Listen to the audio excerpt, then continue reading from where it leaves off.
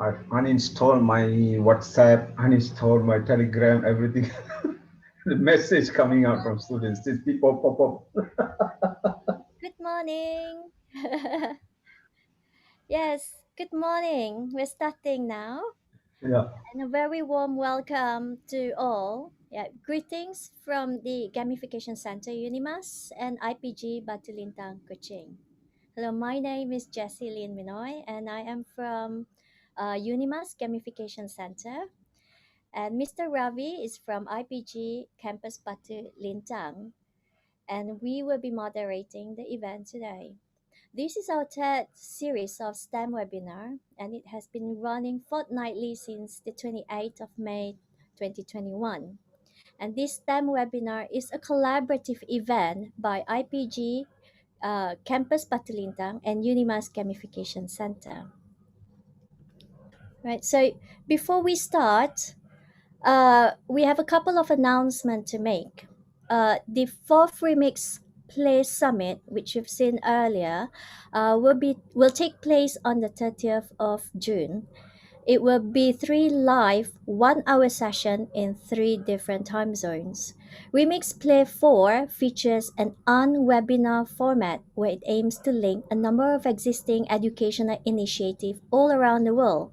While each initiative is designed to address specific contextual needs rooted in their local culture, they all share four common tracks: playfulness, inclusive and equitable education, social change, and community orientations.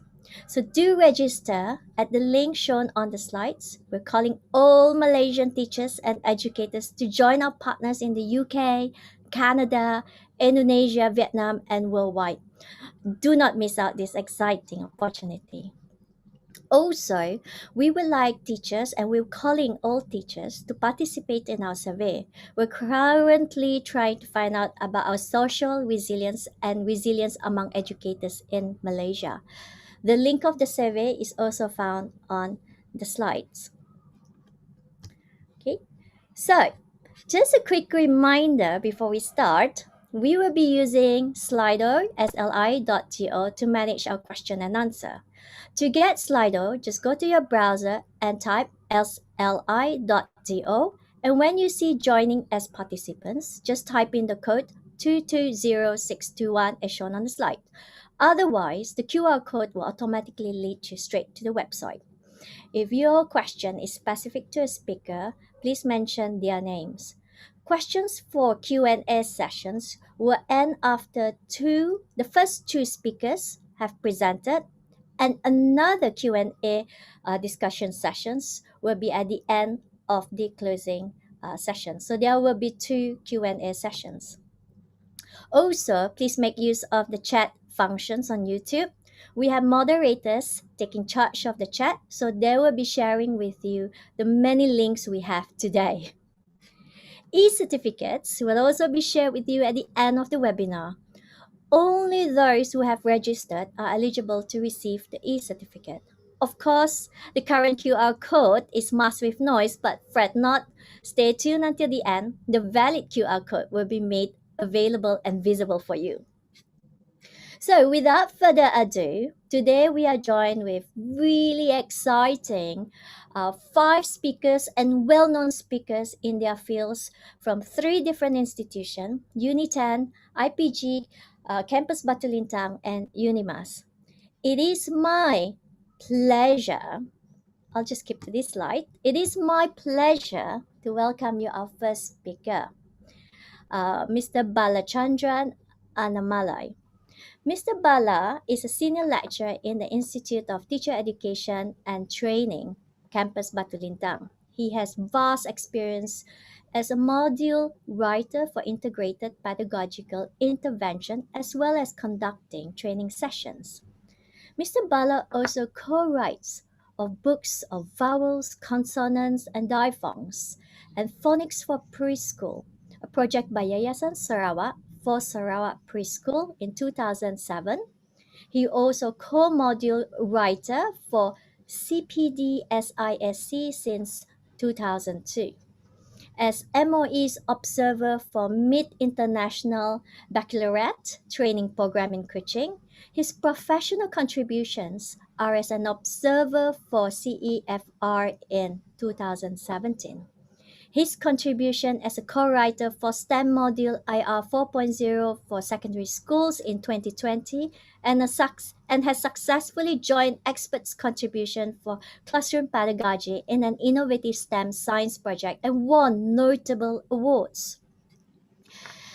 Mr. Bala is a Malacca born, as well as a father to three locally blended children with an Iban wife. He will share his fundamental belief and perspective about the importance of developing learning skills and ways to utilize interdisciplinary pedagogical skills to enhance children's genius hours in learning a subject successfully. This morning, let's hear from him on how to create genius learners.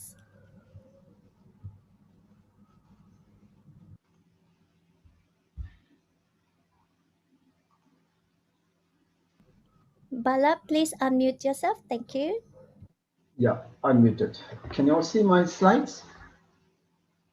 Yes. Beautiful. All right. Thank you very much to the moderator, Dr. JC, for a tremendous job that she has done, and to Mr. Ravi for the coordinator, and some experts there, Dr. Fitri, my good friends from the Penang Unitant, Imran, and Dr. Izam, and all this. Thank you very much, and students. What I'm presenting here is actually try to finish by within 20 minutes. Actually, I'm trying to uh, accommodate how can we use interdisciplinary approach in the classrooms, all right, and how to enhance students' abilities, all right. And let's look at the first slide. I'm going to put it at okay. First one. Interdisciplinary studies have risen in our education system to gain coherent understanding of complex issues that's increasingly beyond. This is what's a REPCO 2008. So whatever I'm doing is based on REPCOs and based on rigor relevance framework together with merged with revised taxonomy blooms, right? So let's look at it. Okay, this is the image of, before we go into or embark into the journey of interdiscipline, we need to understand what exactly the concept of interdisciplinary, all right? I've sort of like drive or extract a lot of facts and put it into image form. Okay, this is roughly just a suggestions, roughly how it looks like, right? How are you going to integrate the subject into one domain lesson? We look into that, right?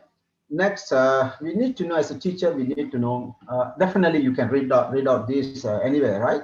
We need to know what exactly transdiscipline is all about, multidiscipline and interdiscipline is all about. Even that, how does it look like? What kind of merging we need to conduct in order to design a good lesson for our classroom in the ESL classroom or in any other STEM or any other classrooms, all right?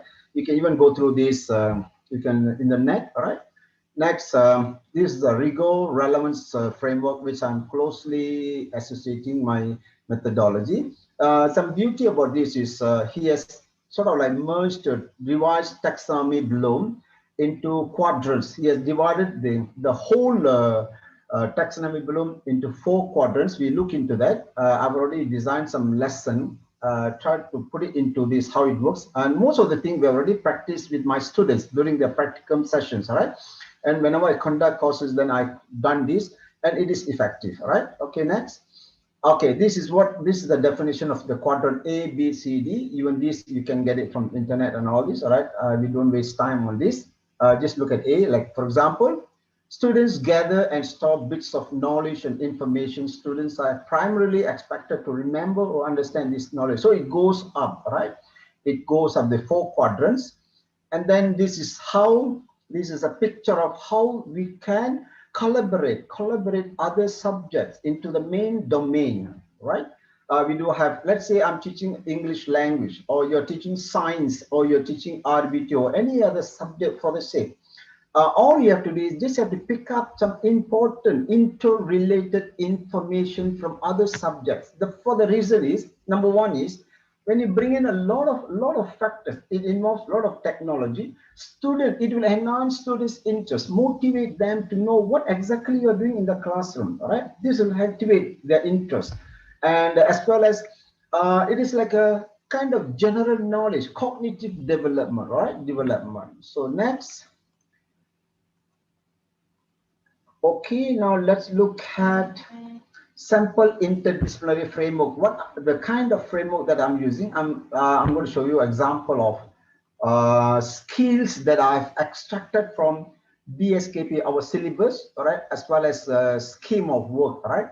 So the main skill is like language awareness lessons should be presented and practiced using a main skill and a complementary skill, listening, speaking, reading, writing. For language like teachers or any other teachers, there shouldn't be any problem understanding this, all right. For example, listening, I've extracted from 1.2, speaking 2.1, 2.1. All these skills are interrelated because I'm going to use one of the poems as example lesson, all right? So these are the skill go along with the poem, right? And the reading 3.3, you can go through these. I can even publish later. You can look into that. And then I'm going to use, Sorry to interrupt you. We can't see your slide. okay, one moment. All right, thank you. Okay, now. So I'm just reading the skill, some of the skills. It could be the resolution. Yeah, yeah. Do you want One. to? Okay, All never mind. right. All right. Okay, Thank so for this project, I'm using two interdisciplinary approach. One is interdisciplinary interventions, and then the other one is transdisciplinary interventions. And of course, we can't run away from multidisciplinary. All right.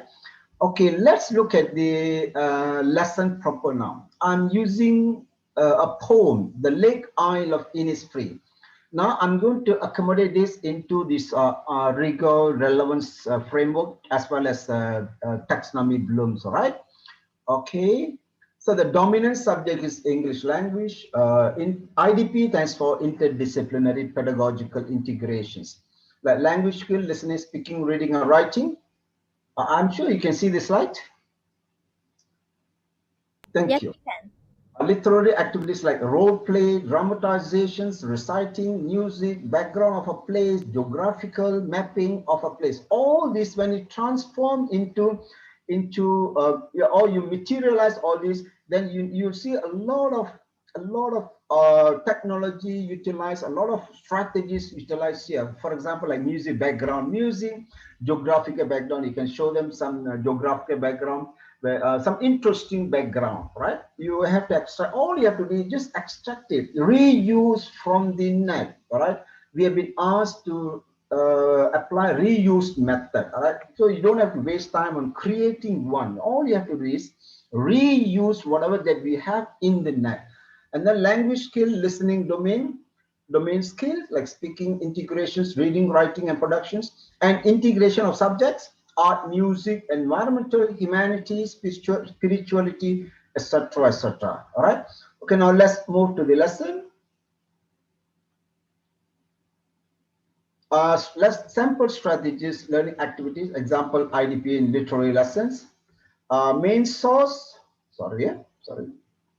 Main source John Neat's poem, The Lake Isle of Innisfree. And then I've even given some YouTube. You can view that because when we view that, it takes some time. Okay, now we start with the image of Lake Isle of Innisfree. Okay, when you show them this kind of image, student will bring this knowledge back to their prior knowledge. So they will activate their schemata and they tend to talk about their background. All right, so that's most important in language initiations. All right, when you begin to initiate their schemata, so this is where they come into your lesson. So you have to grab this, right? And of course with some background music and all this. Okay, now uses of images. Why I say images are very important in interdisciplinary. For example, the cabin on the lake made up of clay and wattles show a simple lifestyle. So it is not mentioned there, it is a simple lifestyle, but by looking at the hut there, the cabin, the children or students or per se, they have some kind of understanding. Oh, this guy is living in a very simple lifestyle. He has a very simple lifestyle. So we have to initiate this kind of internal feeling, internal understanding, right? Okay, and when you look at this poem, you can talk about the nature in general, show some videos of beautiful nature or sceneries, show some huts and houses around lake. You can all these get it from the net or you can anywhere, right? You can reuse. Spontaneous highlighting, introducing different vocabularies, introducing animals, insects, living, etc., etc. So some images of peace and tranquility of nature. All these can be imparted into their in their cognitive level. All right. Okay. Next. Okay. This is what I call it rigor relevance framework. I'm going to show you how I'm embedding this into bloom and the bloom and also rigor into this acquisition of knowledge. All right. In quadrant A, that's first one A. Students learn and store bits of knowledge and information. They acquire basic knowledge through level 1 of remembering and level 2 of understanding activity. When you see here, when we are supposed to teach them remembering, I include the second level of Bloom's, that's understanding, because they have to lead in, so that they use remembering skill and lead into the understanding. So this is how it goes on. We can't teach Bloom's, or we can't develop Bloom's level just by single entity like remembering, understanding, applying, analyzing. So this is where I included two in one. All right. And then activities like reading the poem, recite the whole poem or stanza, knowing the background of the poets, is where he would like to be, London or the Lake Isle of Innisfree. When you say where London, then show them the picture of London. They have not gone to London, but bring London into the classroom. Show some examples how it looks like. And then show them some picture of Innisfree, some example, a soulless place, a lakeside and everything. So all this will help them. And then the second level, second quadrant is application level, whereby I have included level, understanding, and level 3 of applying activities. So here you can say, for example, teacher provides students with short notes, example on the issue, ask students to surf the net, explore. They're looking at the time. Okay, so you can do this kind of activities, all right? And the next is quadrant C, assimilation. Students extend their knowledge, analyze and create unique solution. For example, students can be asked to analyze the mood of this poem, explore how mood is created using number of elements like setting, tone. Teacher asks students to analyze. All right, so you can go on and on until like quadrant 4, the last one, adaptation, whereby I've included analyzing, evaluating, and as well as creating. So they'll come to last part where they can create poems. And then now, the similar technique I have used when I worked with Mr. Sri Ganapati from SMK Teresa, whereby he designed the project that I've developed the pedagogical skill for his projects, all right?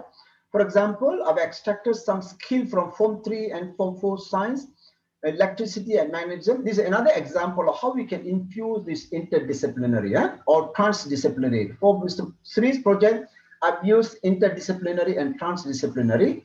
And then this is the project. Then I've already divided, extracted the pedagogical skills. For example, subject integration, science, Form 3, Form 1, 2, 3, physics, chemistry, KSM, even though this is Form 3 students, but then Mr. Sri has extracted some information from higher level, all right, to give them some challenges. And then skill integrations, all these are done. And finally, I think Mr. Sri has gained some award, good award. So this is what I've already done. So whatever I've presented here, one moment.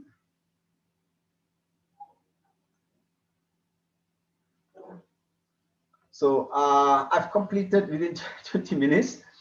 So what I've shown is the example of how this interdisciplinary or whatever multidisciplinary can be embedded into the classroom and make students interest, right? And we have practiced this with my students, practicum students, whenever they go for training or some courses.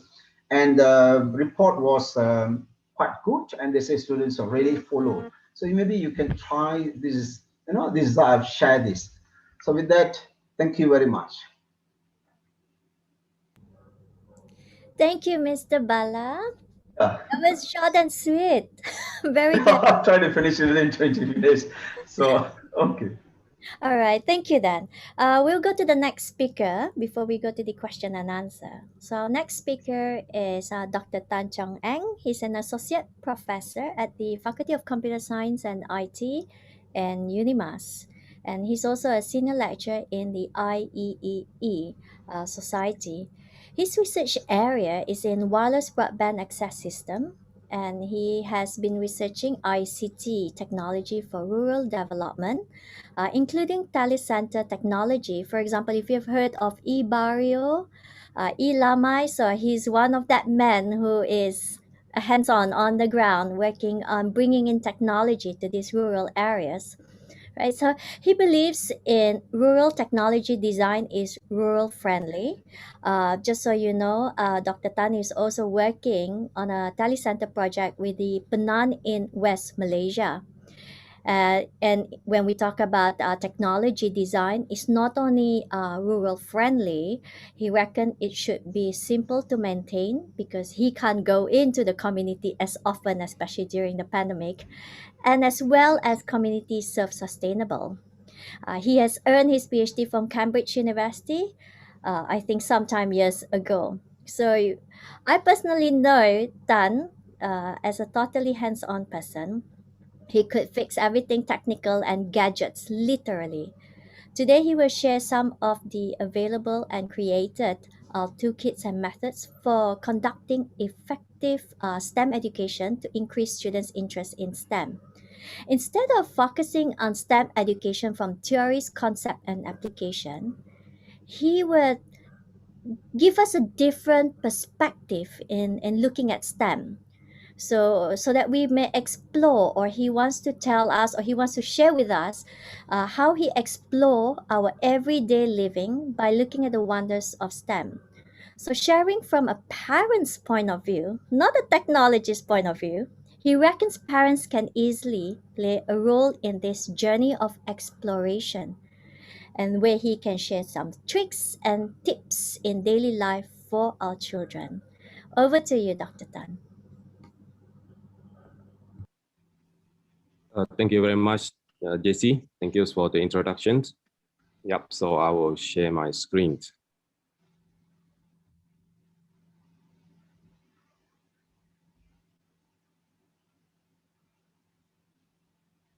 Can you see my screen? Yes, very clear. Okay, thank you very much. Okay, hang on, let me make this smaller. Right, thank you, Jesse, for a wonderful introduction. I think you added a lot of additional information. Okay, good morning, everyone. I'm Tan Chong Eng and from UNIMAS, and today I'm going to talk about the exploring STEM in everyday life. As what Jesse mentioned, I actually learned a lot from the surroundings, especially when we went to the rural area. We do not have a lot of we don't have the luxury of a lot of tools and things, so we basically have to go around and then salvage things around the area and then just to make things work. So I always look at everyday's life, you know. So STEM is really one of these things that, you know, will really allow us to explore. I would say, you know, it's actually give us a lot of opportunity to explore further. And then today I'm going to show you some of these example, right? All right. So before we start, then yeah, of course, the STEM is currently the main focus in the educations, and that the government stressed so much, and as they wanted to produce a lot of graduates that are actually proficient in STEM. And today I will share some of share with you and some of the others perspective that is to catalyzing STEM's education, and which is actually to explore STEM in our everyday's life. All right, STEM in fact is everywhere and around us, and it's actually a big part of our world. It's actually made from the principle of STEM. And it is actually undeniable that the advancement and the adoption of technologies improve the quality of our life. Here, we are looking at another way, I would say. Okay, instead of relying on formal STEM toolkits and experiments, we may start STEM education at home. And STEM at home, they can be informal and spontaneous. There's no fixed times. It can happen when the right moment strikes. It can be easily carried out at home, at any place at home, kitchen, bathroom, garden, living room, etc. And more importantly, parents can play an important role and not only participating, but also taking the lead to inspire their children.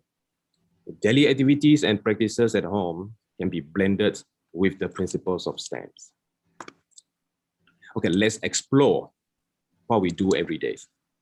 How chores such as cleaning, keeping food, and cooking are daily routines activities that we will never run away from this.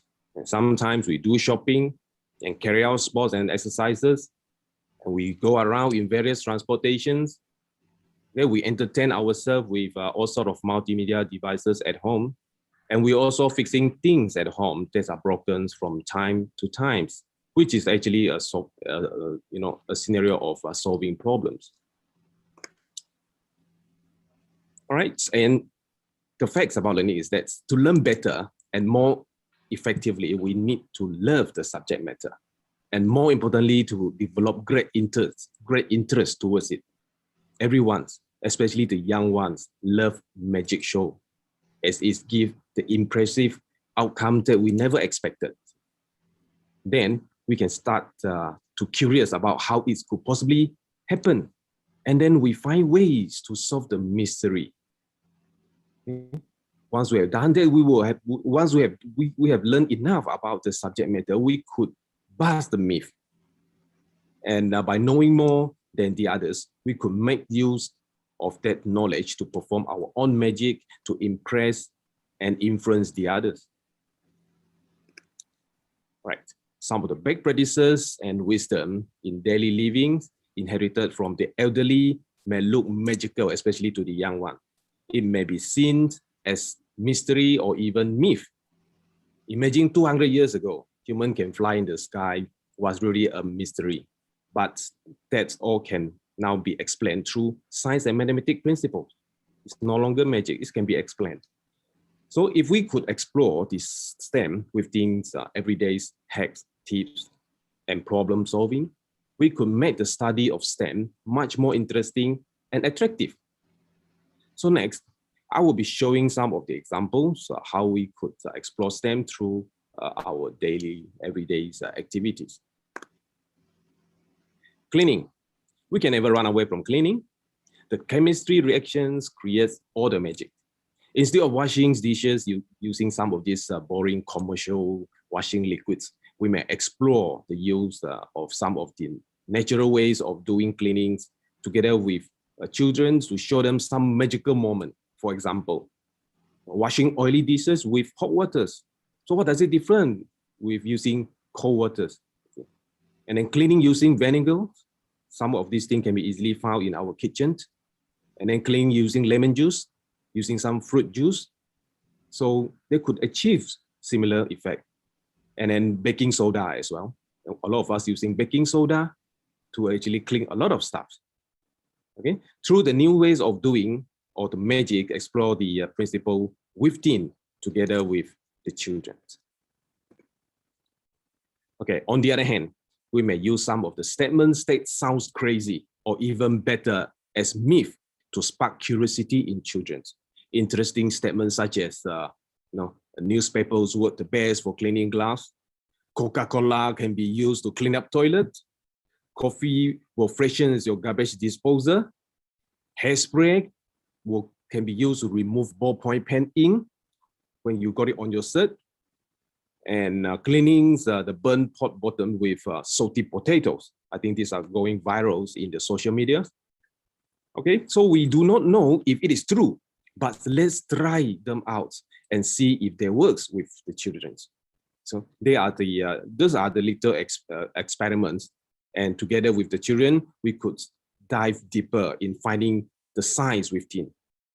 It is absolutely fine if parents do not know how to answer the science behind, but it is actually the time to find out together with their children from the textbook, from the internet, such as Google, and spending times to guide the young one developing skills on how to search for new information. I think those are actually additional skills that can be developed along the way. Right, when it comes to food, such as vegetables, eggs, meat, it is time for the biologist lesson. create the curiosity by asking why certain procedures are being practiced and certain actions are being prohibited. Questions such as, why mom always use newspapers or paper towels to wrap vegetable before keeping them in the fridge? Why? So make them curious, make them go and find out why is the reason of doing that. And then why eggs shouldn't be washed before storing them. See? Even though we see sometimes when we buy eggs from the supermarket, they come with dirt on it, but it is not advisable to wash them. Why? And why moms always slice meat into smaller portions and keep them in separate seal bags before putting them in the freezer. So those are the questions actually can be used to actually trigger the thinkings behind on the exploration of STEM's principle. Food preparations and cooking can show off the application of STEMs, whereby basic science principles have been applied. It may look like a mystery if we didn't know about it, especially for children. Things such as the freshness of an egg can be told by using just a simple water test, putting the eggs in the glass of water to see whether they're float or they are not floating. Then you will know that's how fresh they are. And then the hard-boiled egg can be peeled easily by putting it in cold water right after they were being boiled. See? So some of the technique they can try, and adding some sugar when too much salt will accidentally added to your cooking. So it will actually ease the situation by adding some sugar. But why? You see? And applying salt on fruit will make it taste sweeter. How could salt can make your fruit taste sweeter?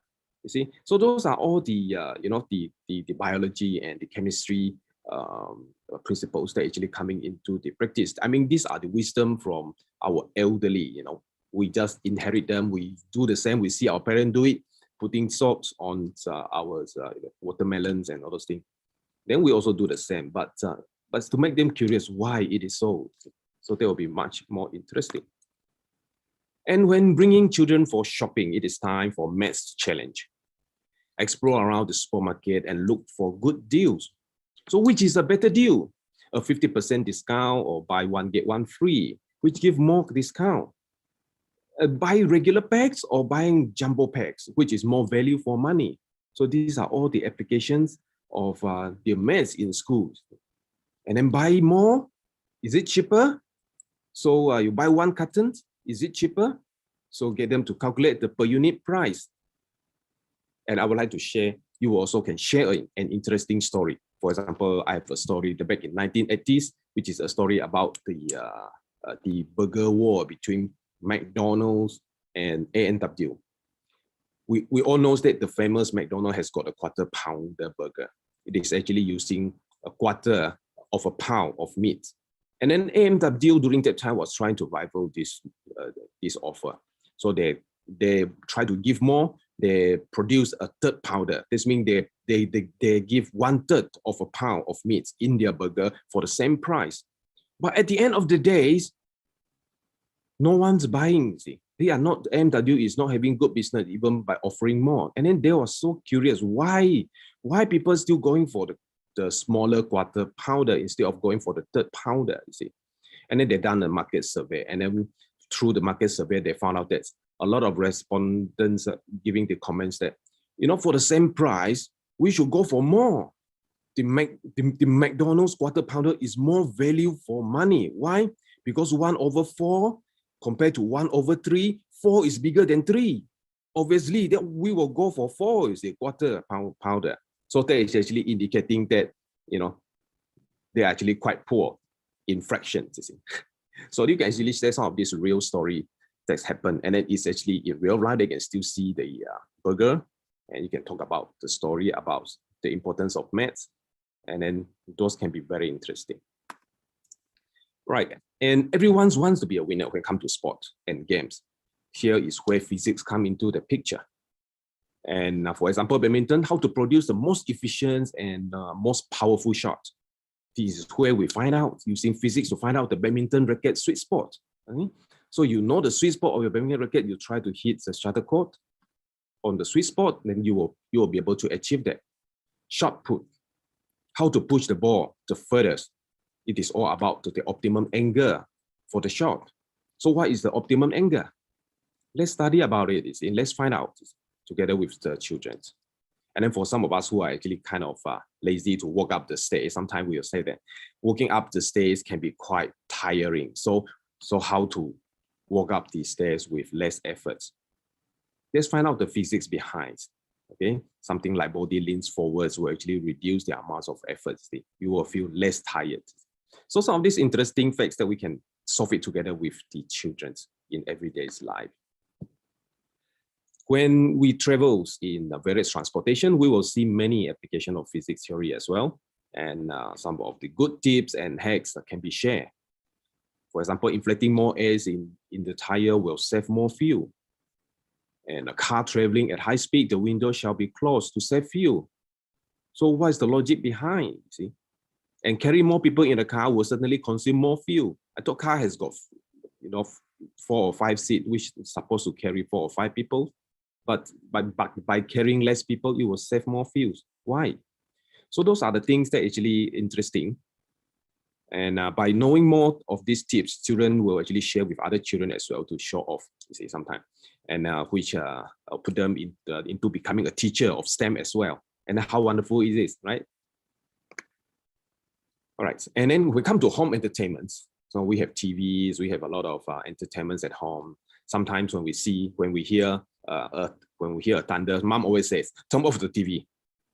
Turn off TV when they hear thunders. Why is it to do with thunders? Is it mom's excuses trying to get us off the TV? So let's find out. And then how do you stop your brother from changing when you fight over the remote control for the TV? So how do you stop your brother from changing TV channel using a remote control? So your brother is hold on to the remote control, and then how do you stop him from changing the TV channel?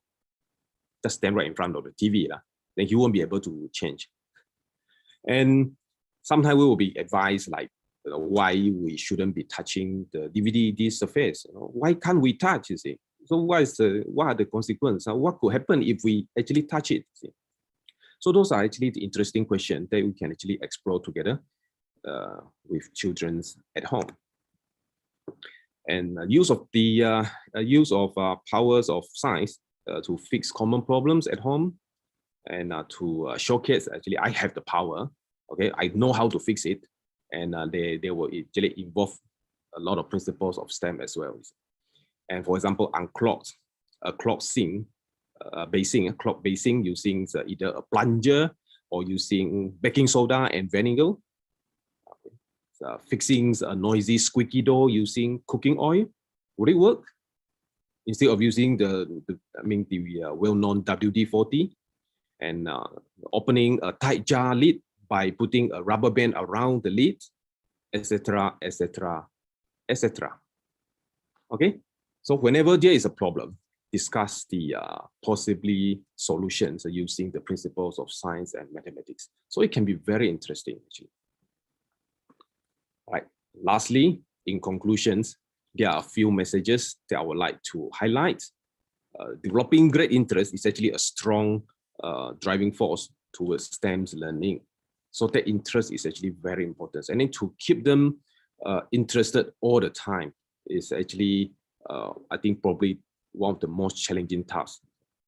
And then sometimes it is actually a matter of how to create more spark to show off this STEM magic. When they find it is interesting, then they will be very much into it. And we do not need to go far. The events in everyday life are actually a wonderful platform for STEM explorations. Just look around our living space, what we do every day, the wisdom, and then the practices. We will try to explain them in the perspective of STEM. And STEM at home will create more parent-child interaction time, and this is very important because a lot of time parents do not having problems to talk to their children because they do not have a common topics to talk about. I think this will actually really create a common topic, a common platform between parents and children, so that they can have more time. They have topics to explore together, and more importantly, developing the STEM knowledge foundation together. That's all. Thank you very much. Back to you, JC. Thank you, Dr. Dan. That was really interesting. And yeah, actually, what you mentioned is what my parents would always scream from the kitchen and telling me. Okay, we're on time, so we will be doing a question and answer. Thank you to both our speakers for sharing your knowledge as well as experience. So the first part of question and answer, there are a few questions for Mr. Bala. I'll go one by one.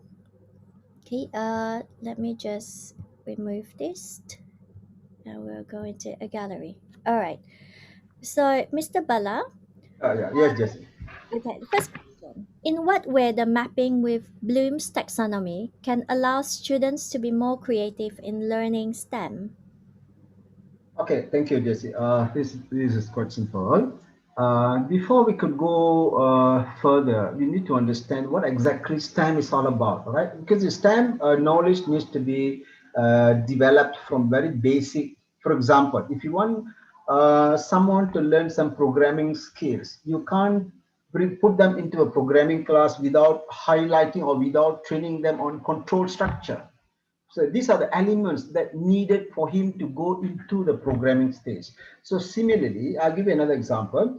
If you want to teach someone, let's say, what photosynthesis is all about in science, so you can't say photosynthesis whereby plants making food, all right? So that's not enough, insufficient, because you need to customize the knowledge. For example, there are a few elements involved in photosynthesis, for example, like CO2, H2O, sun rays, and maybe the chlorophyll, the green part. And you have to tell them, where do we get the CO2, right? So these are the explanations. CO2 from animals where we exhale, carbon dioxide, it has been extracted by the plant. So, and then the life cycle, the environmental factor, all these need to be infused, put it into the learner. Only then they can make use of this knowledge and they come to the understanding the STEM. This is one of the ways, right? And then the taxonomy Bloom clearly defined. You see, when you look at Bloom, first part is understanding, and then you go again is comprehensive analysis and all this until creative. So it is a tested elements whereby children need to be given or infused basic knowledge first, and then from there you pick up what are the interrelated knowledge they need to know in order to understand the concept. So this is where you need to bring in from other subjects, other area or other domain. And when you bring in this information from other domain, you got to be very careful because you need to censor the information. Level 1, I can only give them this. Level 2, I increase them. Level 3, I increase another level until when they come to the last level, they can create what exactly they want to do. So this is how we have to follow the gradual process. You can't jump in. All right. I think I've answered the question one. Right. Thank you. We've Yeah. got another question. Okay. You want me to finish up the other questions? I would mention it. Yeah. Okay. Okay. All The right. second question. There are Okay. students who dislike kebat because it Okay. often perceived as hard and they often linked to exam. Can you Okay. help us overcome this? This is, I can say, Solan Cepumas by every teachers. All right. Whenever I conduct courses, they ask the same question. Kabat, do not tell the students what is kabat. When you tell them kabat, you are putting another problem into their brain. They'll be thinking what is kabat is all about, all those things, another variable, new variable. So you need to induce this thinking, higher order thinking skill from the lower order thinking skill, lots. So you need to come up with some example, some activities without telling them that. And then from these lots, you have to, as I say, gradually increase the strength of the activity to HOTS. So this is where they will understand, automatically they will understand, oh, this is what Kabad is all about. I have to think at higher level. So you can't tell them this is Kabad. Okay, answer this question. This is Kabad, answer the question. Then it's confusing, right? This is another way. Thank you. Okay. All right. The third question. How do we encourage or motivate teachers to be innovative? Um, Okay, this is another common things. Teachers actually by profession, actually that is their professions, and we need to get them involved in the learning process. All right, we can't deny the fact that there are young teachers, there are middle class teachers, there are old teachers, almost retiring teachers. All right, and I am almost retiring. All right, so I've gone through all the processes. So here, the teachers need to be involved in the school as they have to form a team players team, whereby consists of young teachers, middle class, and the elderly one, and then the young one they can teach them how to make use of available resources, the digital notes and resources, the print resources, and apply that into the classroom. Show them how to do it, whether they like it or not. They want to learn. You show me how to do it. This is what most of the elderly teachers they say that. All right. So that means you have to form a team and put them into the team and assign them a task. I'm sure they will learn. They get motivated slowly. Right. That leads to the next question, Okay. also on motivation. But how do we Yeah. motivate teachers who are not, instead of being innovative, but they're not familiar with the content from other discipline and having to create the interdisciplinary content? Thank you very much. Interdisciplinary, if you define that interdisciplinary means inter-team. Let's say a school consists of language teachers. I remember those days when I was training the teachers for teaching maths and science in English, E-times, right? So in school, we bring in maths teachers into the team, science teachers, we bring in some other subject teachers in interrelated subject, and then they will come up with ideas, right? So let's say not everyone can become jack of all trades. Some teachers they're good at constructing sentences. Some teachers good at designing something. Some teachers good at transferring the linear text into non-linear form. So make use of them. So when you do this, and automatically they get innovated. Okay. Indeed. Thank you. Yeah. Last question. Okay. They are there's a teacher who wants to know more about the quadrant. Okay. How can they get this information? Okay. Quadrant. She has to learn quadrant together with the rep course.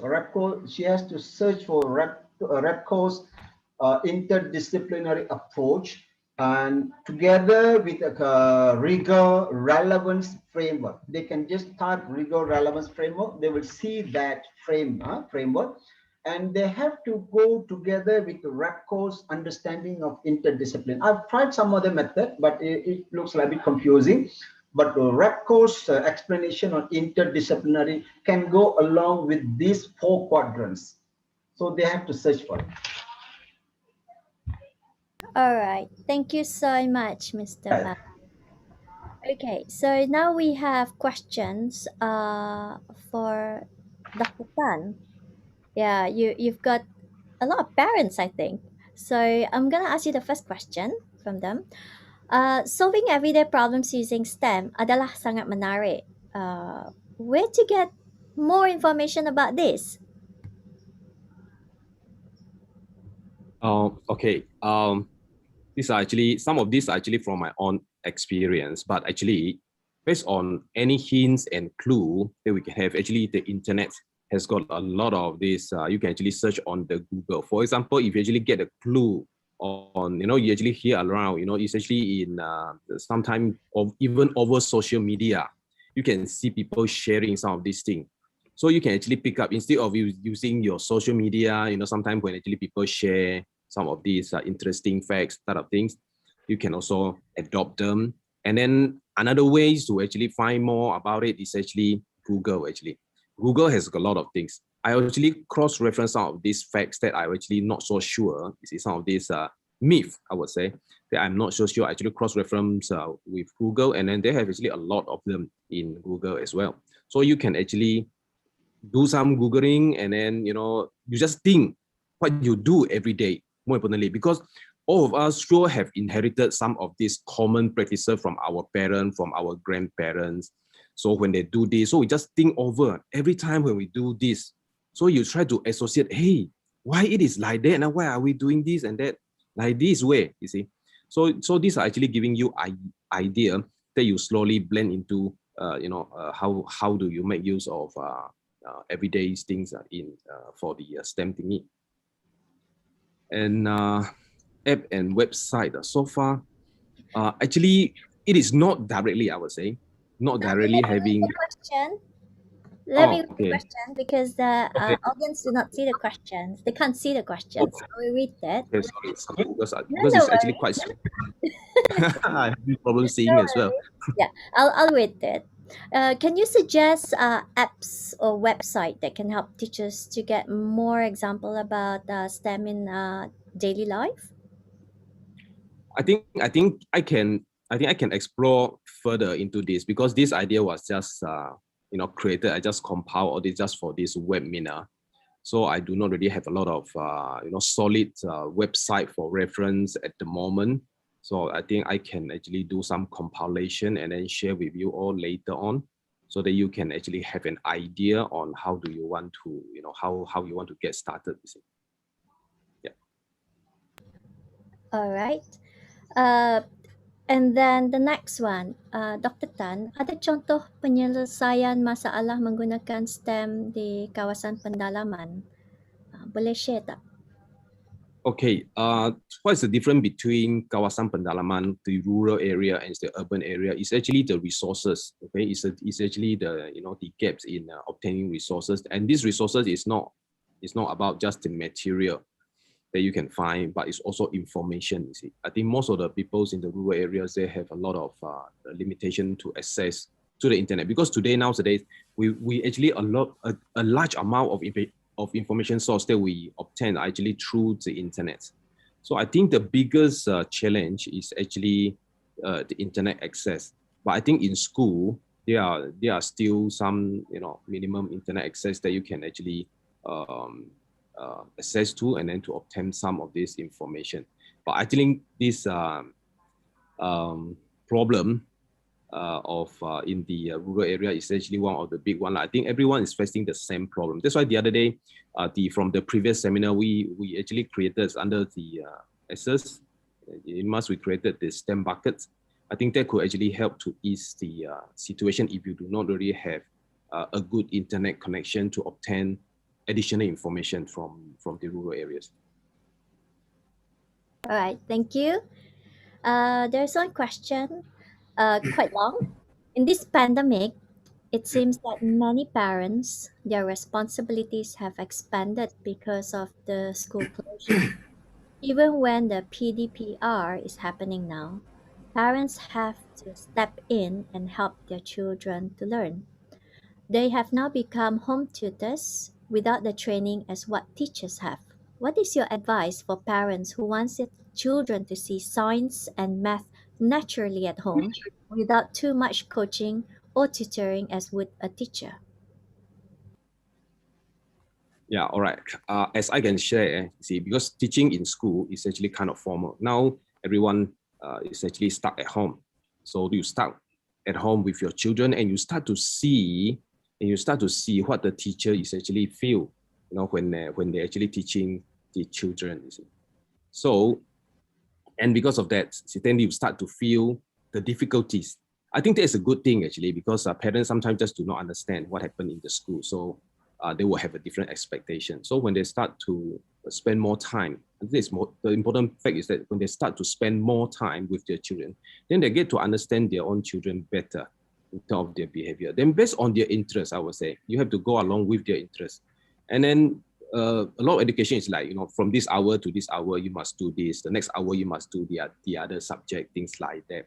Or at home, you can be much more flexible. And I would say just go with their interest and then get them to be interested. I think the key is all about interest.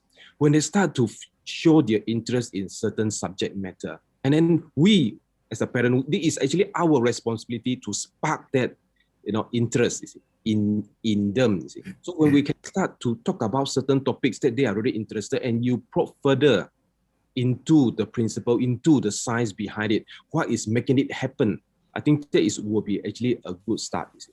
the one that when they get interested, they will keep asking you a lot of questions. And then there is a time that you will have tough time, like you will probably have to do some Google and then to actually find the answer. Okay, so I think I think the most valuable thing here, I would say, you can make use of this kill two birds with one stone. Learn STEM together. At the same time, you get to know your children better. And then if next time there's any problem, they will come to you, they will discuss with you, all those things. And I think that is a great achievement when everyone stayed at home, you see, as a parent, I would say. I hope they answered the question. So thank you. Thank you, Dr. Tan. One last one. I think this is testing you. What is the principle behind using newspaper to clean glass? Okay, this is actually to do with the material of the newspaper. That's why you need to do a little bit of Google. You can actually Google this, you see. So some of these things, some of these statements that I put up, see, you can actually study through Google, and slowly you will find the answer, because there's a lot of people try to find out why, you see. I think it is a common practice when we try to clean the window. Our parents, my mom always say, use a newspaper. Why you want to use the cloth? Then I just say, does newspaper really works? I don't know. Just let's give it a try. It works, you see. Then it's like a magic, you see, to me. It's like a magic. So you can go to the Google. I won't tell you the answer because it's not interesting without you yourself exploring it, you see. So I will just leave it to you, because you have the Google. You have plenty of resources out there. And then let's explore it together with your children. And then do it together with your children, using a cloth and using the newspaper to see the effect, you see. And then I think that's the interesting part, is you'll be able to do it together with your children. Instead of like school, you only do it with the teachers on it. So the parent do not get to involve. So at home, you get to involve, you get to do it together with your children, and that is the fun part. And then later, you all feel the magic, then you can all work together to find out the reason behind, and then to look at why it is so. Does it applicable to other aspects as well? Other things instead of cleaning just glass, or can it be used to clean something else? So you can actually expand your questions and then expand your exploration. And I think if you want answer, Google will have plenty of this answer for your reference. Thank you. Thank you, Dr. Tan. It seems like Dr. Google is the answer, even for health and COVID issues. All right, so we'll go to the next one. I'll pass the time now to Ravi. Okay, thank you, Dr. JC. A warm welcome to Associate Professor Dr. Azmi. Will be presenting. Okay, on the STEM innovation, virtual reality. All right, so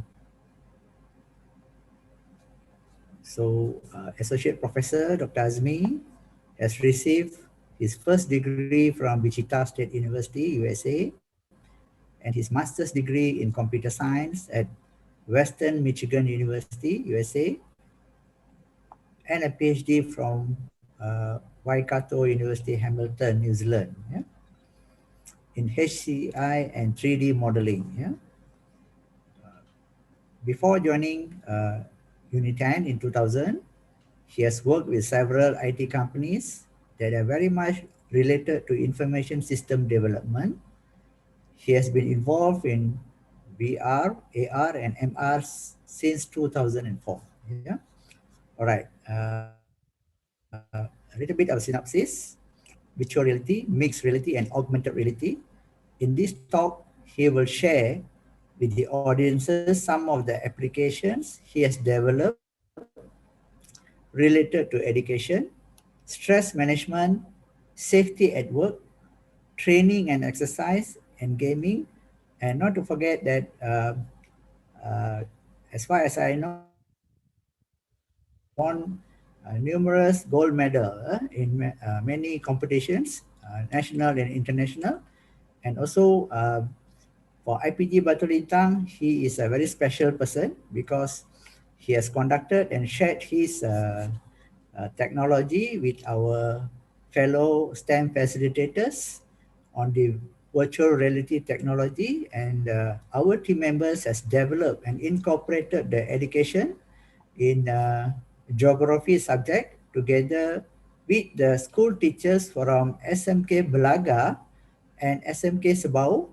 And finally, our team members has demonstrated this technology to our state education minister and won numerous prizes.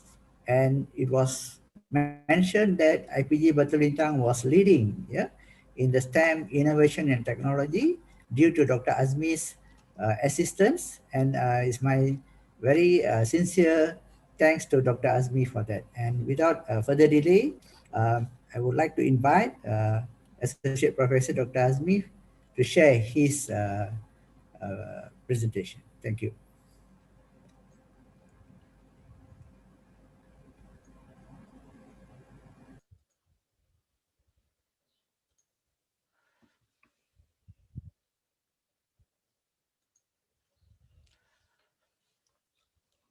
Very good morning to everyone.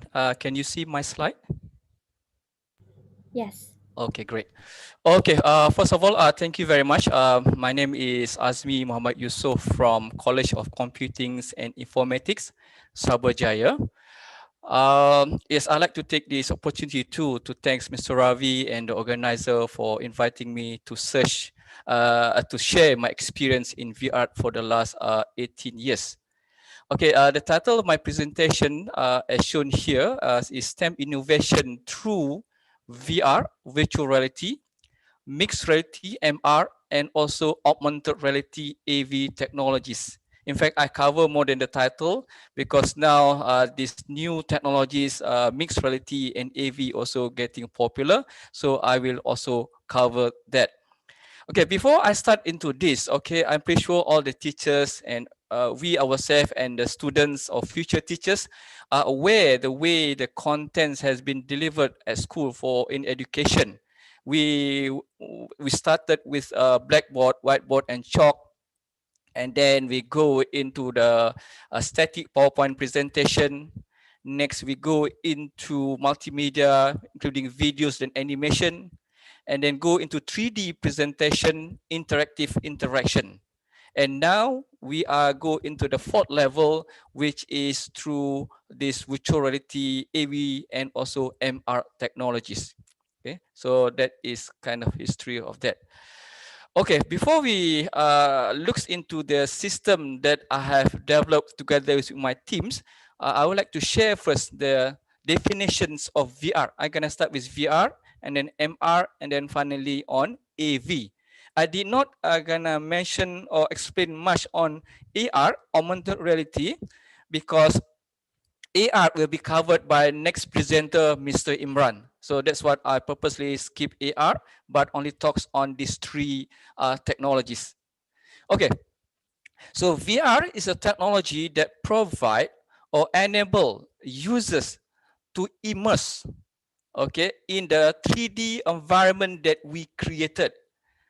Not only that, VR should be able to convince that the user has been transformed or been transferred to a new world. That is what VR should do. And another definition of VR, it says here, is a high-end user computer interface that involve multi-sensorial channel, which are vision, sound, touch, smell, and taste.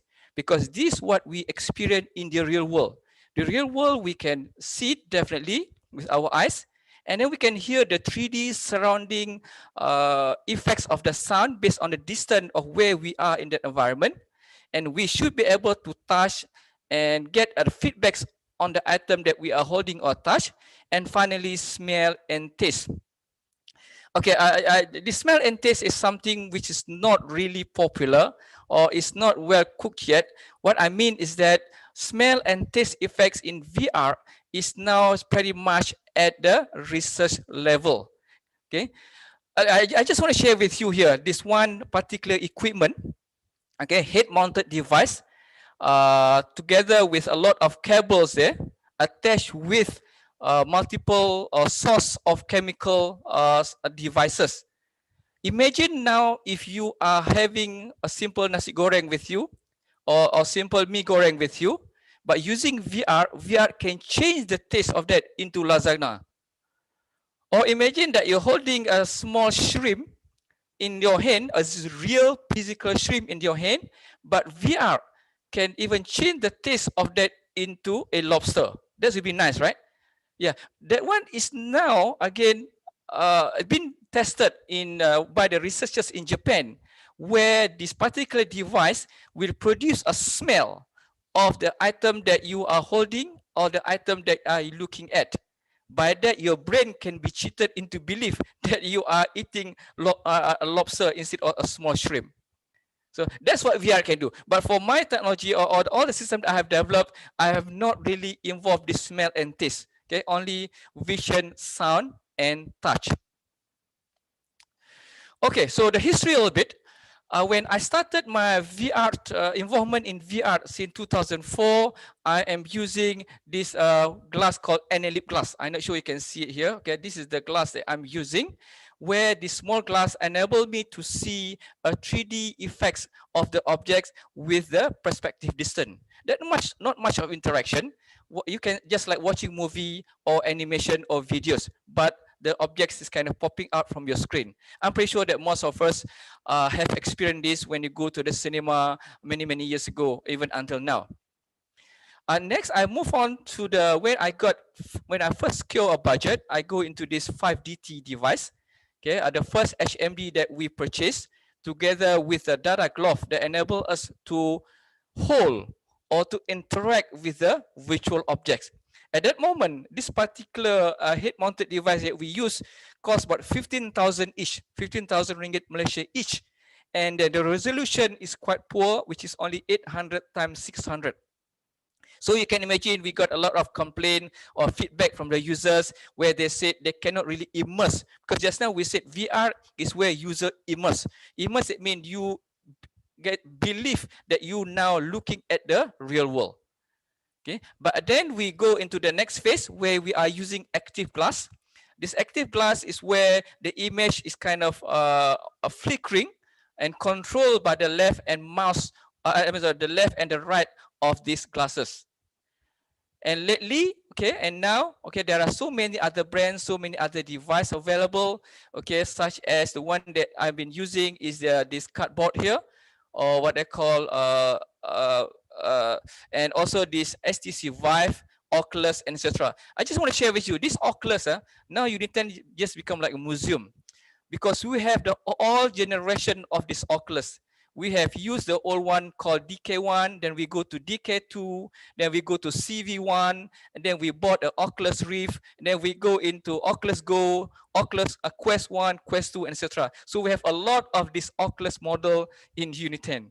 Okay, but and of course we have also do some collaboration and working with other institutions to work inside the cave. All right, so that is a little bit of history of what we have used for this development. All right, so now I'm gonna share with you 6 applications that I have developed. The first 3 applications I can say pretty much related, not very much, sorry. The last 3 applications are the one that very much related to STEM, but the first 3 which are not. So I will explain to you what these applications are. Okay, the first application that we have developed is called acrophobia treatment. That means those who are scared of height will be trained, okay, will be asked to walk on the real platform as if they are walking over the cliff, looking down at the valley here. So the task for them is to complete, okay, walking from the beginning until the end. And of course, we take some kind of rating, the blood pressure or the comfortability, and etc. We have developed 3 types of environment for this acrophobia. One is the view over this cliff. Second is crossing the bridge with glass. And third is going up through a glass lift or elevator. I'm going to play this very short video here. I hope we can see it. Okay.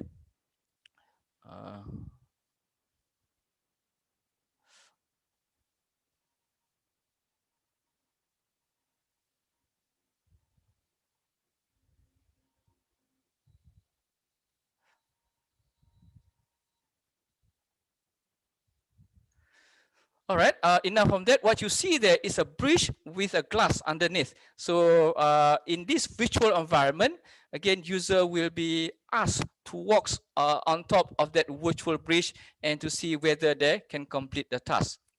All right, this is at master level and also PhD level where this system have been developed. Next is what I call safety at construction site. This is our collaboration with NIOSH, where we would like to train, okay, new staff or workers at the construction site on what is right and what is wrong over there. That means they have to identify what are the safety issue that been broken here or need to be improved. So let me play this video. Again, I have a lot of videos for each one of these, but I'm not going to play it all, I understand, due to the time limitation. Okay, let me play this video again. All right. Okay, so this what basically what user will see at the construction site, and then they have to identify what is right and what is wrong there. Okay, for example, right here, okay, they will notice that there is no barrier that block the user from the chance of falling down. So again, there are many safety issue which not been followed here. And there's one staff over here that doing a task without shirt. And this is also, again, an examples of how it should not be done. So that is a second example. The third application is relaxation with VR. Relaxation with VR, the purpose of this application is to allow user to relax or to reduce the stress level by visiting this virtual website. This is a virtual site that we have developed using Unity. We have developed 4 different environments, one at the paddy field, one at the waterfall, one is underwater, and another one at the beach. So user can walk or go to these places and enjoy the environment. Of course, for the research level, we do collect the mood score or the stress level before and after. Okay, let me play this video again. All right.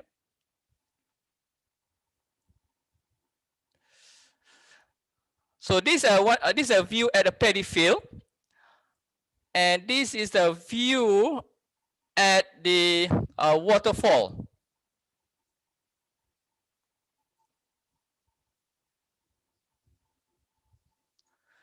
Okay, so these 3 applications that I've shared with you just now, okay, maybe one way or another can be applied to STEM, but however, it was developed is not for that purpose.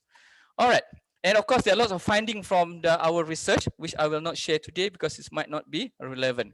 Okay, next, the 4th application is visiting a transformer site. Okay, this is now I can say is pretty much related to STEM. This object is very big, it's huge and heavy, and of course, something that cannot be opened easily, something that can be lift up easily, and can be also dangerous for user. So by designing or developing this particular transformer, user can interact with it, go to the site and walkings around it, and etc. So let me play this video here. Okay, this is the view of that transformer. Okay, and where user will walk toward it and or visit any part of it and eventually interact with it. When I say interact, is where we can move one item at a time or focus on any specific object that we would like to see. Okay, so there are buttons provided. Okay, user will interact with the button using a controller, not using mouse.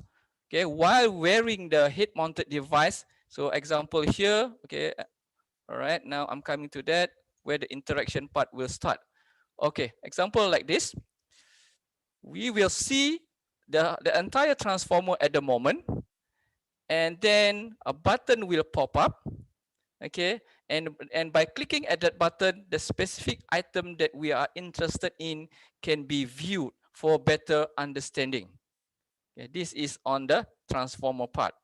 Okay, all right. The next one, again, I believe is related to STEMs, is our projects, okay, through a grant that we have secured for one of the chapter, physics chapter, Form 4, okay, where it covered lens. Okay, this is a system that we have developed where user can interactively, okay, move left and right or place the lens at any position they like, and at the same time they will see the result on the spot. Okay, here they not all they plus many others. Okay, this system is quite big. There's a lot of other features in it. Okay, with explanation, video explanation, audio explanation. But what is important here, through VR or virtual reality technology, user can interact. Okay, of course now there's an application that you can drag with a mouse. Yeah, it is there out there already available, developed by someone else. But in VR, we really feel that we are in that room. We are really feel that we are holding that lens, than to perform the task as in the real world.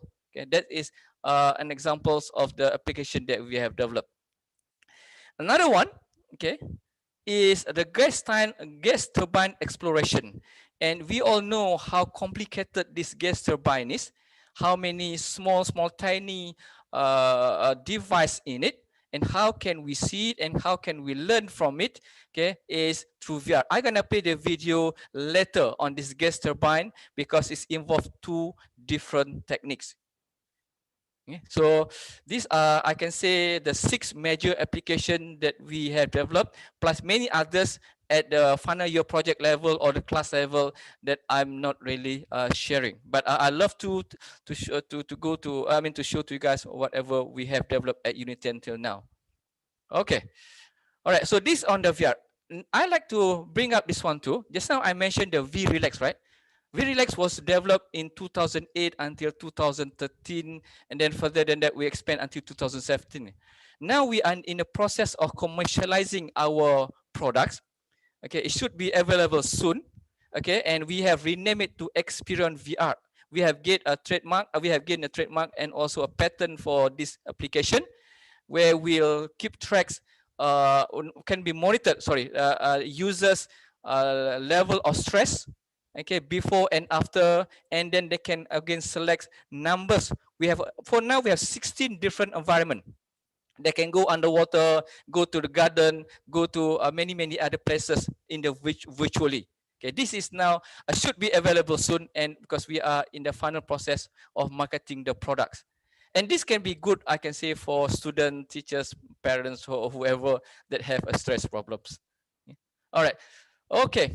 Now I go to the second technology. This is very interesting. We call MR, mixed reality. What is the difference between MR and VR? I hope you can remember the device just now. Virtual reality are using devices which are solid at the front, that you cannot see anything outside the glass. You can only see what being displayed inside the device or inside the head-mounted device. But in MR, okay, this is also what we have developed, okay, related to STEMs, where we are using MR technology, where users are wearing the device, they can see the virtual objects that we place on the table or anywhere else and interact with it. Like in this case, for this particular turbine, yeah, they can perform a lot of tasks such as lifting it, opening it up, and assembling it and putting it together, and etc. We are using a device called Microsoft HoloLens. We have not, to be honest, we have not yet developed many applications under this category MR because this device only be introduced lately.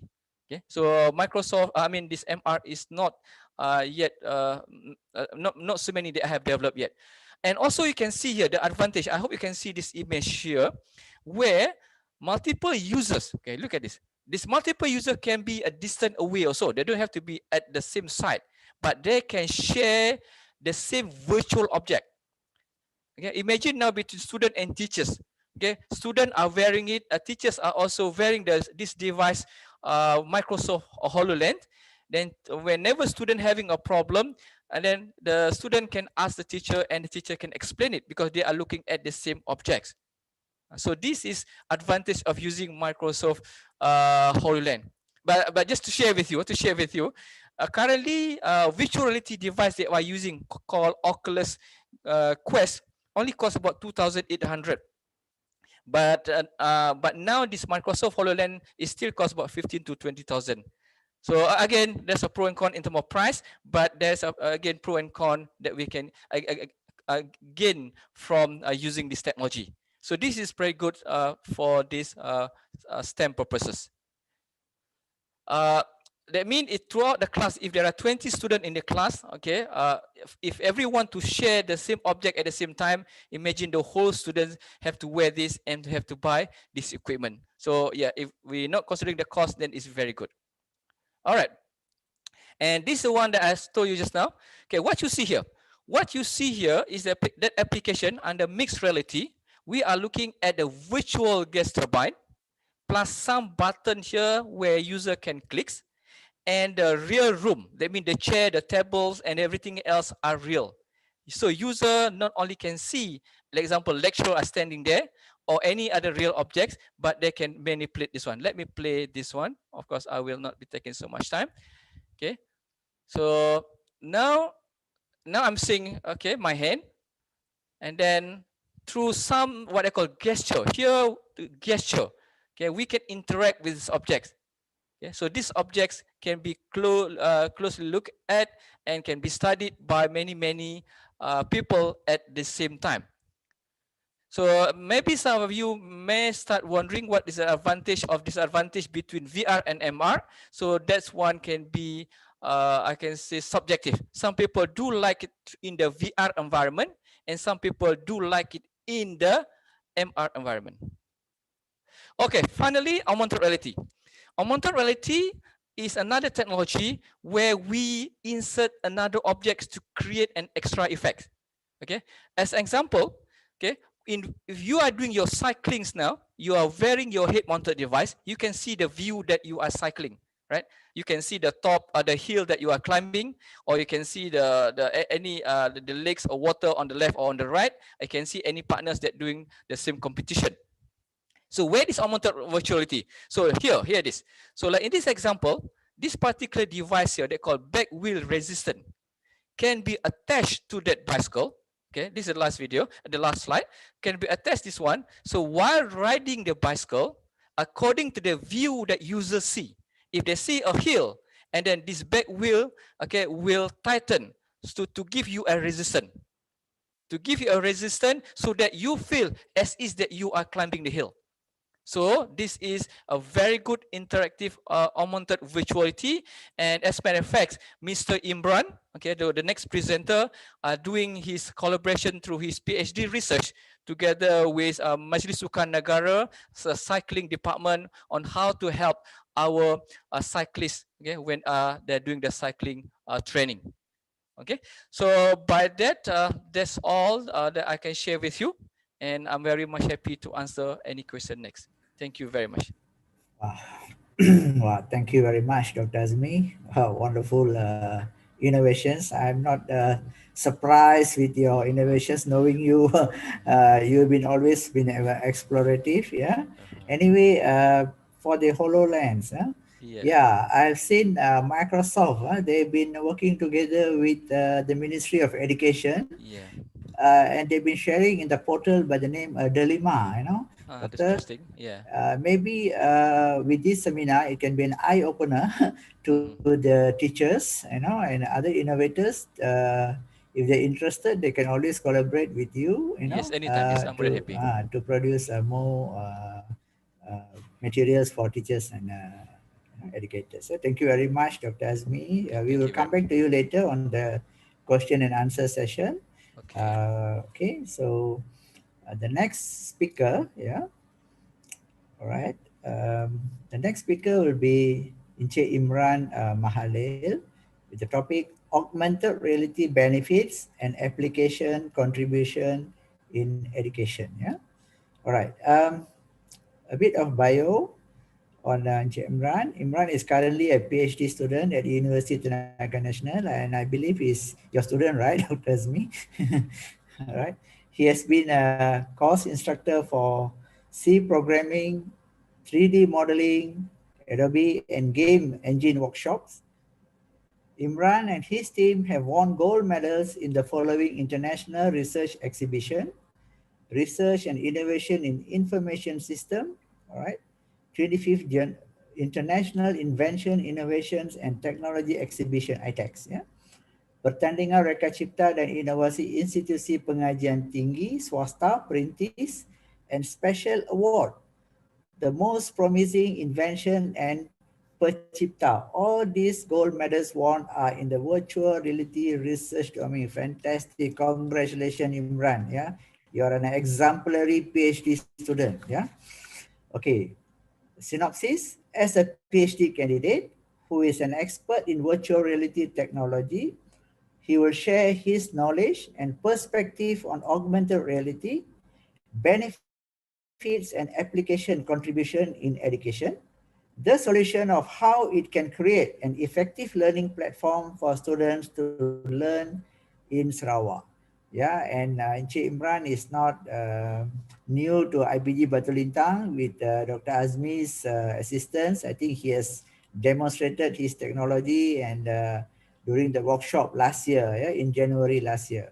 Okay, without further delay, I would like to invite Encik Imran to share his presentation. Encik Imran. Okay, good morning. Can you all see my slides? Yes, Encik Imran, can.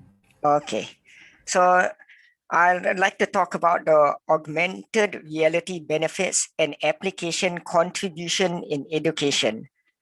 So before I get started, we have to first understand what is augmented reality. So augmented reality is a 3D computer generated images that is superimposed in a real life view. So this definition from Wikipedia basically means that augmented reality augment two different worlds, computer and the real world. So you need a device that will basically be able to see the real world, usually by just an integrated camera, and it will superimpose a 3D object into the screen. So AR the standard AR usually composed of visual, audio, and some sort of interaction in real time. Okay, so B, there are many different types of devices used by AR, such as the common one we all might have use iPad or all sorts of tablets and handphones, laptops with integrated camera, and all sorts of mobile devices that we have used daily in our daily life. Okay, so there are many usage for AR. One of the main usage we all cannot deny is gaming for entertainment. The first thing people use technology is for entertainment. And there are many medical usage, engineering, education, and so on, which I will also show a bit of in the slide. Okay, so with that, I'd like to talk the 5 types of augmented reality. So the first type is a very common type, which is called marker-based augmented reality. So usually, augmented reality, you have to point your mobile device at a marker. For example, like we all use the My Sejahtera app. We all know that there's some sort of marker somewhere that we have to use our device and point to. However, augmented reality, instead of taking out the app, it will just show some sort of a virtual object that superimposed into the real world. So that's what we call marker-based AR. So depending on the usage of our application that we want to use it for, we are going to see the different types of AR. So this will affect the way how the AR will behave, how we can interact with the VR. So the second type is called markerless AR. So markerless means that you can see in the image B in the left, there's a small red color cube that is on the floor. So markerless AR usually has the device need to have a higher level of input because the mobile device will scan the surface area first of where the AR can be attached on. So as you can see, when the user points at the red square, he can take out a car on the floor. So this car will be allocated on the floor. So the point and target means that it doesn't require a marker. The mobile device will be able to handle everything. Okay, now we look into the third type of augmented reality, which is called location-based AR.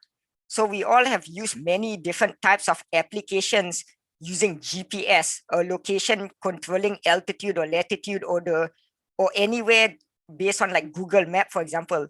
So in this example here, we have like a Pokemon Go game. So this game will track the virtual object based on the location of this. They call it the Pokemon. So it will spawn at that specific location only. You have to go and like search for it. Okay. So now we have a superimposition. So this type here, as you can see, there's a table, there's a real table and a chair. So we want to superimpose another virtual chair there. Of course, it should look similar. So we just want to see like how the living room or how the real environment look like when you have superimposed another virtual object into the real world. So this is the fourth type of augmented reality. Now this fifth type, which is a very common type, is called this outlining AR. So we notice like in a jet fighter or in certain cars nowadays, they have a small display screen showing the real world, as well as they will show you a virtual either object or some statistics or the meter of how fast your vehicle is going. So as you can see in this image, there's a green color virtual car, as well as on the right, you can see that there's the real car. So this is the fifth type of augmented reality. So now let's go into just an example of how people show the image. Like markerless means that yes, you can just use no marker, projection based, marker based, and you can superimpose into your own marker. Okay, so I'd like to just talk about how companies are using augmented reality to help customer learn their product. So this is in the official, I put the website down here of the Lamborghini. So when customers purchase their car, they want to see how their car looks like. For example, in their garage, they can select the color, they can learn about their car. What happens if I do this? Their car will respond in what way, as well as some information that can appear when I'm using the augmented reality app.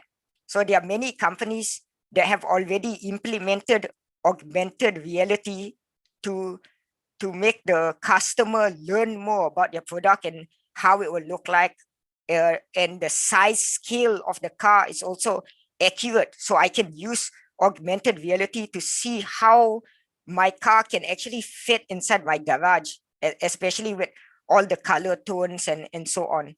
Okay. So now I'd like to talk about a bit on the benefit of augmented reality for education.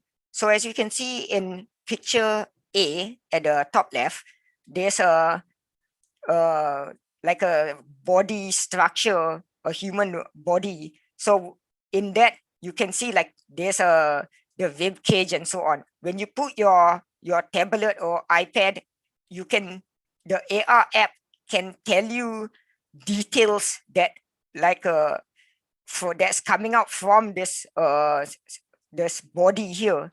So this augmented reality have been heavily used in the medical field as well, especially for education. And now we look into B. So you notice now that when a car is being under construction in some of the factories, the engineers can just see virtual attachments on the car, even though the attachments are not physically there. So it's also been used in engineering. So, and that's one of the benefits. We can see how it looks like without the skeleton interior and so on. So now let's look into C. So as you can see, augmented reality, even though there's just a small marker there, it will actually pop out in animation as well, and you can control how it rotates and what things mean by clicking on the button in the application. And lastly, D. So D is more into the science of like space. So when people want to learn how space is like, they can pop out like the a space station and you can rotate it, you can explore which pieces are there. So all this information, a very good place to learn more about augmented reality for education is in the Facebook page, Augmented Reality Education. Because nowadays the big companies, they dominate the field of VR and AR. So one of the biggest companies regarding VR and AR is Facebook. So Facebook has now opened a specialized augmented reality education page where we can learn more, download the apps and use it for ourselves to learn. Okay, so now I'm gonna talk a bit on the AR features and functions. So as you can see in picture 1, augmented reality, you can superimpose it in real time, meaning that it's not just simply a video where you just press play and then you cannot interact with it. Real time means that when I put the virtual object on my table, for example, on this picture 1, I can control the size by using gesture if your device has the features with the sensor, and you can pull it, making it bigger, or you can rotate it, you can click inside it. And now let's look into picture number 2.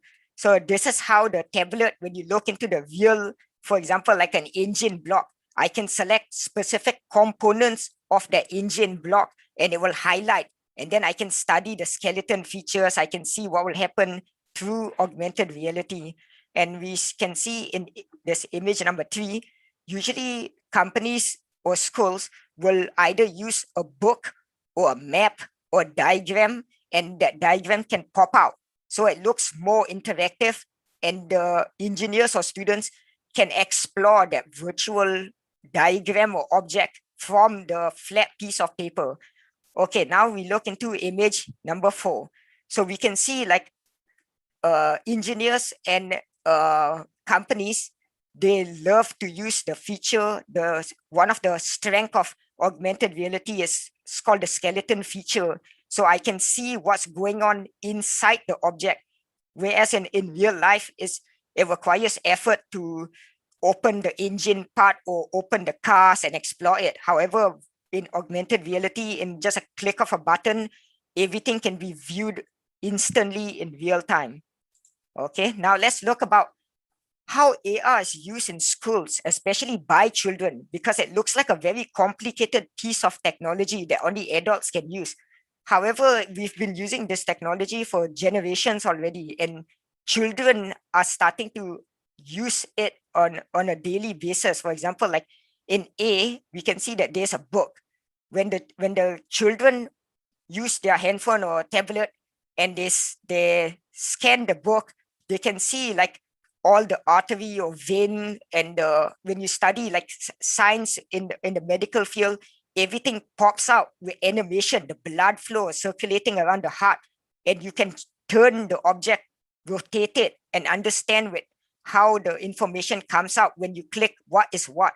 So in image B, this is an example where the body you can even lie it on the table and then explore it as though it is there. And for image C, you can see like some creative AR application. You can buy a globe for your children, the world globe, and they can rotate it and they can view what is on that continent or country. So they can see the history background, they can see what is United States like, for example, and they can understand it better rather than just on a flat piece of book, because augmented reality has a lot of colorful animated audios and interactive feature that kids can explore in an interesting manner. So here is an example on D. They call it this DIVA. So this company call it like the school of the future. So they use augmented reality to enhance our learning. So this is an example of how the application does it. They use a marker base, and then you can view all sorts of syllabus from science to physics, chemistry, and many branches using this. So this is an example in E. So what this device, this child is using is that some people use Google Cardboard. It's just a plastic container that you can slide your handphone inside, and the camera is viewing the outside world. So this child is like playing with like a Lego. You can build your own structure. It's like a toy, and the kids can assemble it themselves and see how it rotates and how it moves and function. So these applications are very nice, especially the way how augmented reality, the cost is very cheap because it's just using a handphone, which probably costs 400 ringgit and above. And this plastic container that holds the handphone is usually around 10 ringgit to 30 ringgit. So it's very cost effective to learn using this technology. Now I'd like to talk a bit about AI in education. So this is an example. These are GIF images to show how, like in A, this is a heart. So you can see the user was rotating it and scaling it just by using his fingers. So when he rotated, he just slide it across the heart, and to increase you just drag your thumb and your index finger, and so the information can also come out. And we can see in B. So B is also usually AR, an effective manner of learning is that they open their textbook and they can literally see it animated with all sorts of data coming out from the object. So this will cause a more higher learning curve and interest for the user. Now this C here, the image below, is very interesting. You can see that this child coloring book, as he colors this elephant's pants, the trousers, is actually coloring in real time. So right now, this AR application is trying to push the kids to learn higher in terms of animation, because you can see that the elephant is kind of moving as he colors his trousers, and the color is the similar color to as what he's shown. It's as if you're making your own toy. Okay, so now we are gonna go to D. So in D, you notice like if many of you have played Angry Bird, for example, augmented reality can also teach your children like the laws of physics. When I pull to a certain amount, how much is it going to bounce into the trash can, and what is the effect when that thing happens? So in terms of science, you can learn so much just by using augmented reality, and how does it work for the children's point of view. Okay, now I'm gonna talk about some augmented reality that this shows that is already implemented in developing countries, like in India, Kerala. So for example, in their schools, and they actually teach children with it, even though their schools are not actually as advanced as the first world country, but it shows like the technology is so cheap that it's very effective to learn through this type of cheap handphone-based application. So in here, you can see this child learning through just a board. So it will take out the planets, and they will explain what the planet is, how big it is, many information for children. And in picture B is in India, where they are explaining to the children about the astronaut and how it looks like and what they experience in space, as well as in geography or nature. You can teach them how elephants are like, their habits, and so on. So they use this this is called Google Cardboard. So you can buy it online, and it's probably like around 3 to 5 ringgit just for the Google Cardboard itself, and the handphone is around 400 ringgit. Okay, so I'm gonna talk about a bit on how we create VR, how the development tool, we use a game engines used to create and develop augmented reality applications. So the good thing about these applications, we call it open source. It means that we can find it online and it's for free. So the first step is that we need to download the game engine called Unity 3D. So this game engine is also free. You can find it on the internet. So when you download this game engine, it requires a plugin, like an add-on. So the add-on is also free. We have a lot of add-on, for example, Vuforia, CUDA, WikiTube, and many more. It depends on the type of functions and features that you want to develop your augmented reality. Because augmented reality, actually the features is so much, it can almost do a lot of things. So you may need to do coding sometimes, the programming languages, if it's not found free on the internet. Usually the free functions, they will only provide the basic of augmented reality, and then you either have to purchase it or develop your own hard coding using either C programming and so on. So with that, when you add in all this, the SDK they call it, and when you develop it in Unity, you can build it into your mobile devices. So this is roughly how to develop AR. And the good thing about developing augmented reality from all sorts of different type of platform is that it's open source and you can do it free. It's just a matter about you studying how to develop it, what you want for your application, and so on. Okay, so with that, I'd like to say thank you. Thank you very much, Imran.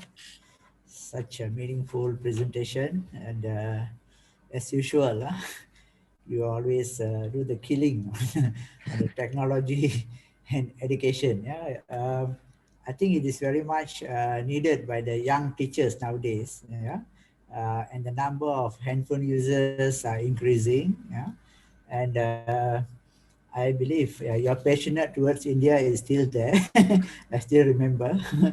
All right. There are many ways of integrating the education into the cheaper way of technology. Yeah, very brilliant. Yeah. So we will wait for the Q&A session after Dr. Fitri's presentation. With that, thank you very much, Imran. Thank you. Yeah.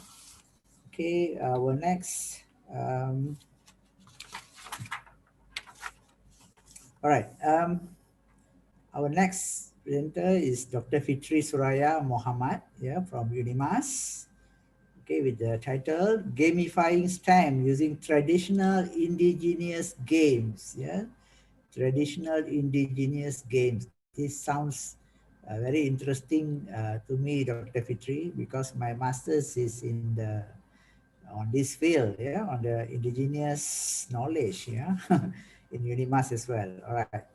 Okay, Fitri Suraya Muhammad teaches learning sciences at University of Malaysia Sarawak, located in Borneo. Her research mainly focuses on socio-cognition issues among local teaching communities, primarily in remote rural sites. Yeah, Fitri is part of Unimas Gamification Center, a first in the country.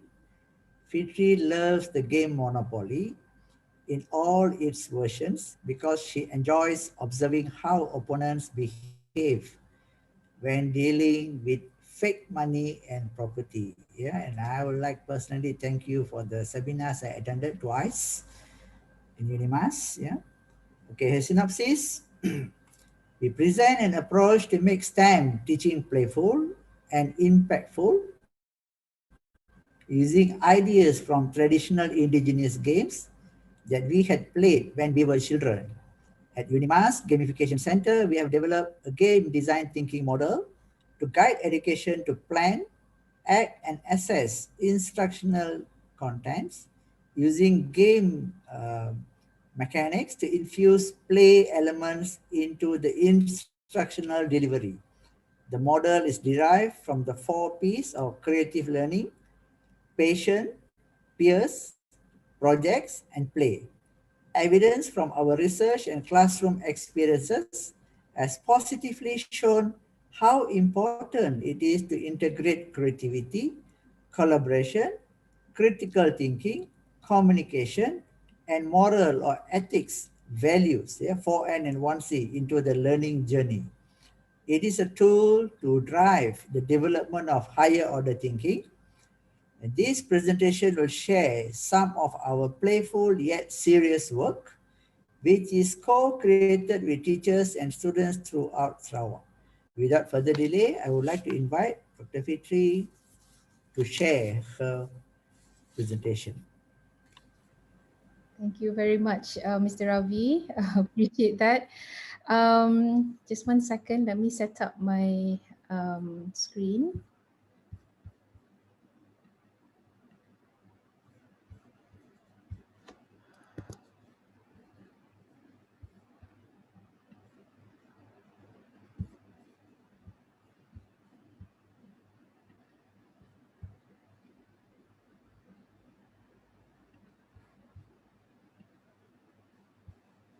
Okay, I hope you're able to see this.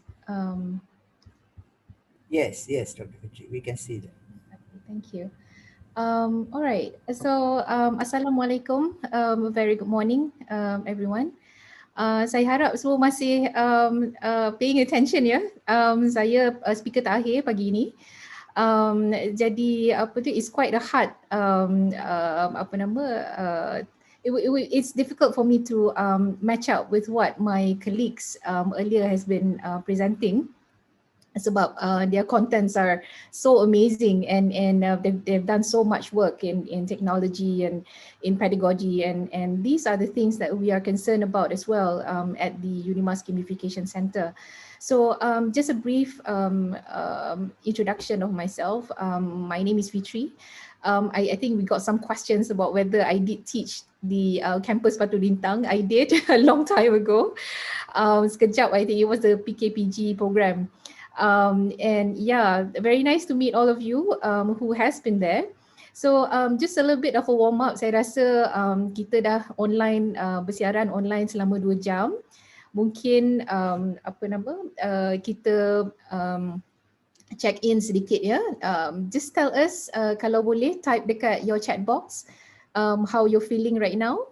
So kita boleh lihat macam mana, how are you getting on ya selepas 4 talk yang sangat informatif ya yang kita baru dengar tadi. Sila type dalam chat box.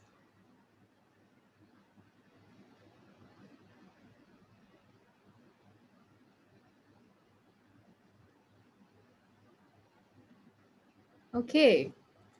Now that I see that you're ready, I would like to brief you a little bit about the agenda of my 20-minute talk today. I'll try to finish in 20 minutes. It is about gamifying STEM subjects. Ya. Jadi this is what we've been doing, apa yang kami buat di Creative Culture project di Unimas, di Unimas Gamification Center. Ya. Jadi session ini adalah untuk memberi sedikit pandangan lah ya tentang pengalaman kami membuat gamifikasi di Unimas bersama pelajar-pelajar kami ya. Jadi just a little bit of introduction at the Unimas Gamification Center. Kami memang fokus kepada pembelajaran STEM. And kami faham ya sebab STEM ni bila kita sebut dia ramai orang akan kata STEM susah lah nak belajar, macam mana nak belajar STEM, tak minat lah nak fikir pasal formula, nak ingat, nak memorize so many things, and I think that's also the reason why kita try to find different ways ya, alternative ways untuk be creative in our pedagogies so that kita boleh libatkan lebih ramai pelajar walaupun dia takkan masuk dalam STEM jobs for instance bila dia habis sekolah, tapi it's okay ya, asalkan maybe saya rasa exposure ya di pendekatan kepada untuk suka kepada ilmu yang bersifat inquiry based ya. Jadi in Unimas we are also what do you call it, focusing on higher order thinking skills ataupun KEBAT. Mr. Bala banyak sebut tadi dalam presentation yang pertama. KEBAT ni macam STEM lah ya. Bila sebut KEBAT, alamak macam mana nak mula nak buat ni ya, macam mana kita nak maintain ya, itu lagi satu kerisauan ya antara bukan saja guru, kepada pensyarah pun sama ya. And also kita juga diberi tanggungjawab ya untuk melihat bagaimana kita boleh address SDG goals ya, bagaimana kita boleh cuba menyelesaikan perubahan ataupun changes yang kita lihat worldwide tentang pelbagai isu yang meliputi keperluan manusia zaman kini. Jadi we envision in the UNIMAS Gamification Center that we would be able to achieve these SDG goals naturally through a collective intelligent human race. Jadi how we do it, we have to work together to do it. Ya, tak boleh satu institusi saja ataupun satu badan saja yang buat. Everybody has to do it. So those of you who are teaching, ya, kita dah pernah baca kot ya yang education blueprint yang dah diwawarkan for over 8 years now. The four main things that I think becomes the crux to the blueprint is creative thinking, communication, collaboration, critical thinking, and also ethics and moral values. Jadi ini adalah the 4 C's and 1 N. Bagaimana kita put this together? Ya, ini adalah menjadi persoalan bila kita nak fikir tentang macam mana kita nak reka bentuk pengalaman pembelajaran yang akan membantu pelajar untuk encapsulate untuk mengalami all these different ways of thinking and interacting and actually making sense of what they're doing. And that at the same time kita kena instill juga good moral ethics and values ya. Now in UNIMAS kami ada menawarkan Masters in Learning Science. Program ini telah berjalan since 2013 dan kami sekarang mempunyai, kalau tak silap saya, ada cohort 18 dah sekarang. So there's a lot of teachers in-service teachers yang datang masuk dalam program kami. Jadi dalam program ini kami banyak test out innovative ways to teach and also to learn menggunakan 4C tadi, 4C dan 1N sebagai satu guide. Kami menggunakan elemen gamifikasi dalam pengajaran khusus kami Jadi majoriti daripada pelajar kami adalah daripada guru-guru dalam kalangan guru dan mereka yang berhasrat untuk menjadi guru Jadi ini gambar yang anda nampak tuan-tuan dan puan-puan nampak di slide saya adalah daripada tahun 2017 bila kami mula inisiatif menggunakan gamifikasi dalam pengajaran. Jadi apa yang pelajar saya buat yang duduk di sini ialah pelajar saya buat mereka di Teluk Melano. Teluk Melano ni is the most southern tip in Sarawak.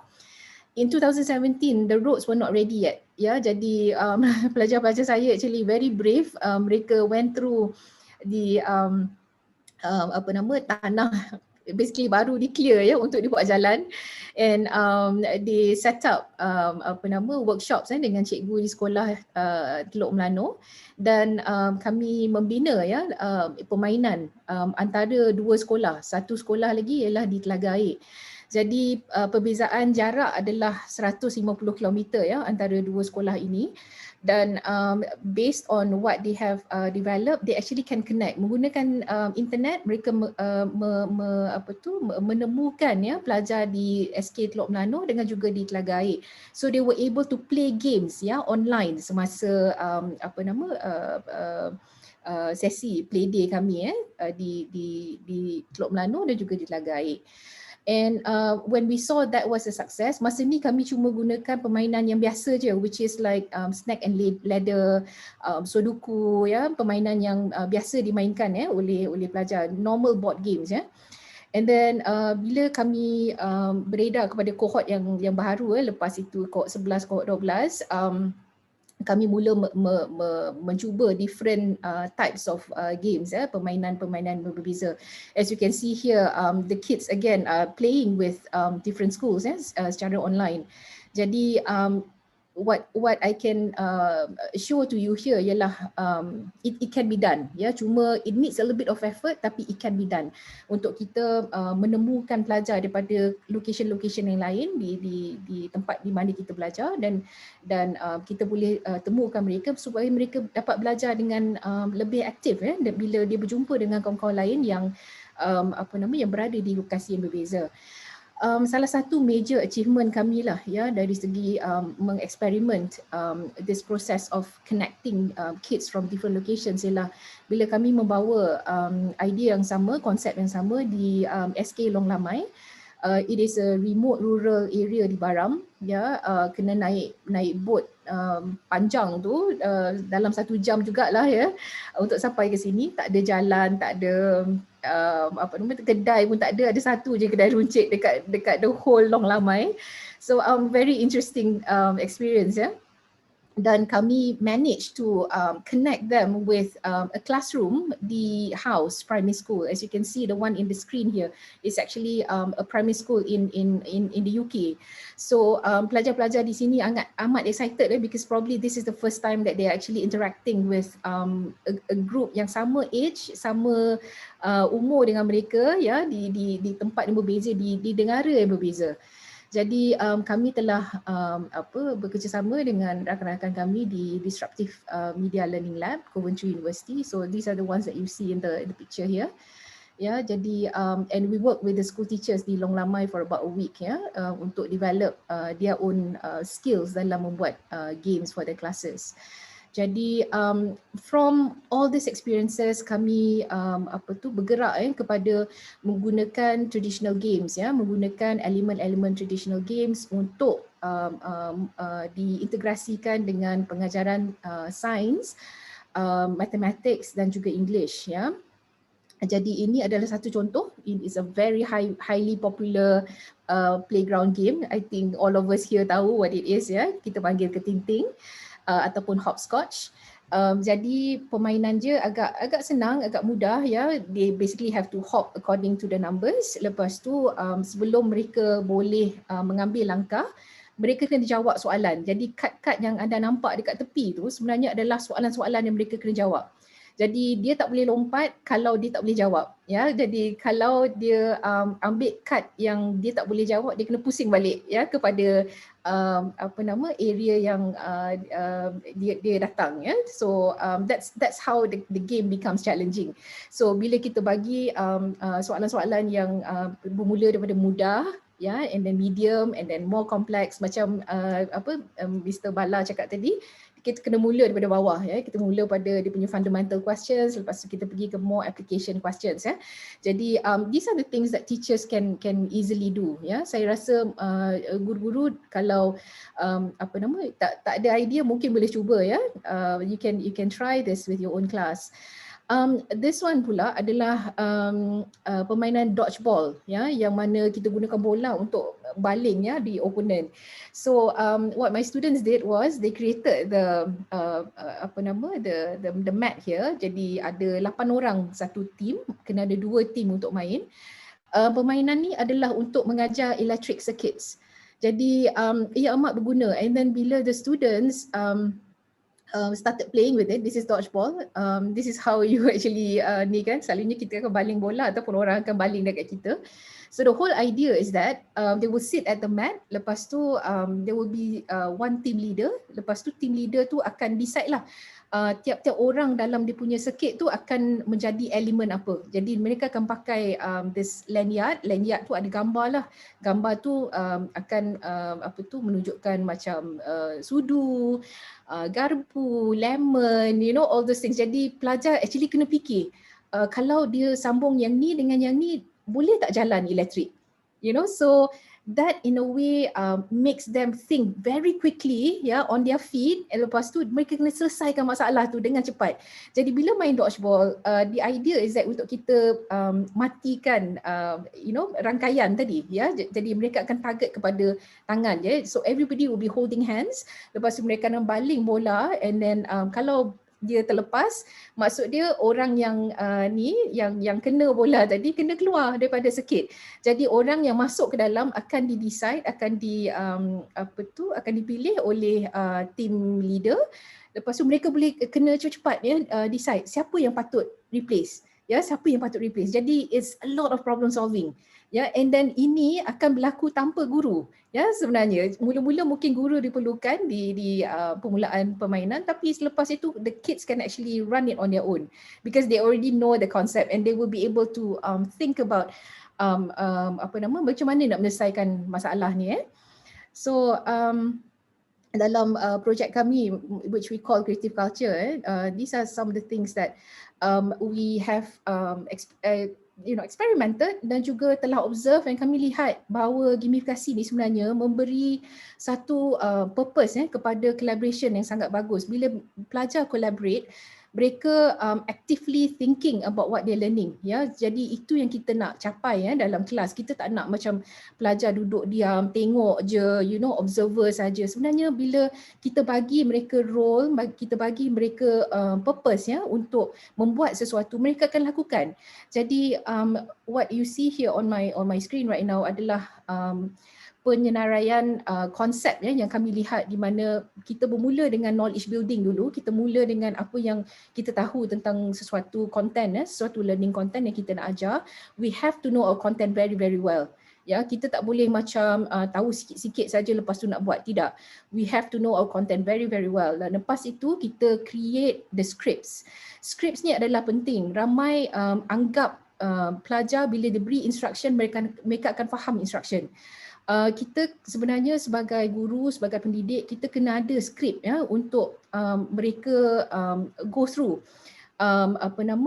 di aktiviti yang mereka kena buat, apa role mereka, what is their scope, apa yang mereka perlu buat kalau this happens, so all these things are scripting, dan lepas tu the last bit ialah the construction of the artifacts itself, di mana kita akan membina the gamification learning materials and also the activities yang kita nak gunakan dalam kelas.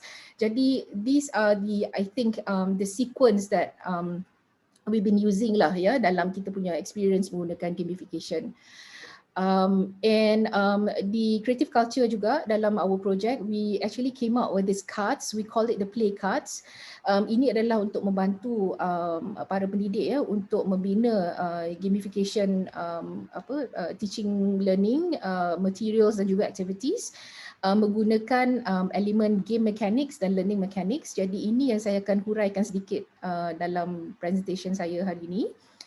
The core to this sebenarnya adalah 3 benda. Satu, kita kena tahu game. Bila saya buat workshop, we've done quite a few workshops dengan guru-guru di Sarawak. Kadang-kadang kita tak tahu game apa nak fikir, Jadi kita kena dapatkan inspiration. So in order for you to think of a game, you need to play a game, You need to be familiar with the game. Jadi you need to tahu, like, the kids are playing what, what are they interested in doing, what kind of games are they familiar with. Jadi mungkin it's worth the time to actually find out, use the game that you know. You start with something that you know dulu, and then you think about how that game is played, the rewards that come, when they play the game, and also how to win it. Winning is very important, dalam game, sebab it's that element of competition yang kita nak. Through the competitiveness, students actually learn the value of winning and losing, and communicating with people who are in the game. So the next bit ialah the context. Context here means that, okay, kalau saya nak guna macam tadi the mat tadi untuk main dodgeball. Kalau saya buat mat tu, ada ke tempat dekat sekolah yang boleh main ni?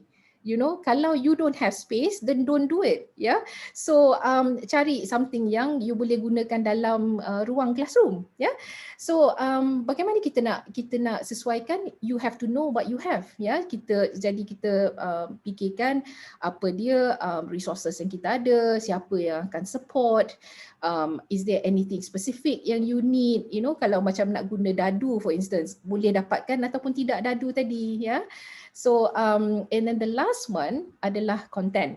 Content tadi seperti yang saya sebut awal tadi tentang knowledge building, kita kena pilih content yang sesuai. Bukan semua content dapat digamify. Itu satu caveat yang saya nak kena sebut. Bukan semua content boleh digamify. Kita kena pilih content yang sesuai untuk dibuat gamification. Kita kena set our learning goals. Learning goals tu sesuaikan dengan keperluan Bloom's taxonomy kita. Dan lepas tu kita fikirlah bagaimana kita nak tahu kalau they have gone through this whole learning process, bagaimana kita nak cakap kata mereka successful. Ya, macam mana, how do we know that they have successfully achieved learning, ya. So taking all these things in, yang tiga ni saya tunjukkan bagaimana kami buat, this is how we do it. So contoh permainan terompah gergasi, the giant clocks, ya, mengajar sains. Bila kami bekerja dengan ada satu grup guru-guru yang mengatakan pelajar tak begitu faham lah bila kita nak mengajar topik simple to complex machines, ya, dalam sains. Ini untuk primary school, ya. So ini adalah soalan-soalan yang kami guna sebagai trigger. So bagaimana kita nak ajar about identifying and combining different parts of a machine, ya, from easy to complex. Jadi what is the challenge? Jadi ini you have to ask yourself, what is the challenge for the students to learn this content? Apa masalah mereka sebenarnya bila mereka tak faham tu, dia tak faham terminologi ke, tak faham konsep ke, tak faham nak put it together ke, what is it that they don't understand, and what is it that you want them to understand? So these are the things that kita kena brainstorm dulu, ya. And then what skills do you need for them to be able to master? Now ini saya banyak lihat isu ni berlaku, especially dekat universiti, yang mana kadang-kadang kita mengajar cara ini tapi kita punya penilaian cara begini, ya. Jadi apa yang kita ajar, apa yang kita nak pelajar master tu, sebenarnya dia kena ada alignment dengan macam mana kita nak menilai. Kalau kita dalam kelas kita minta dia practice untuk bercakap, dan kita punya penilaian has got to be about the oral skills, not the writing skills, because itu adalah dua mastery yang berbeza, ya. Yang soalan ketiga, what higher order thinking skills? This is the kebat, ya. What higher order thinking skills are you targeting? Ya, jadi bagaimana kita nak masukkan elemen kebat nanti dalam the gameplay.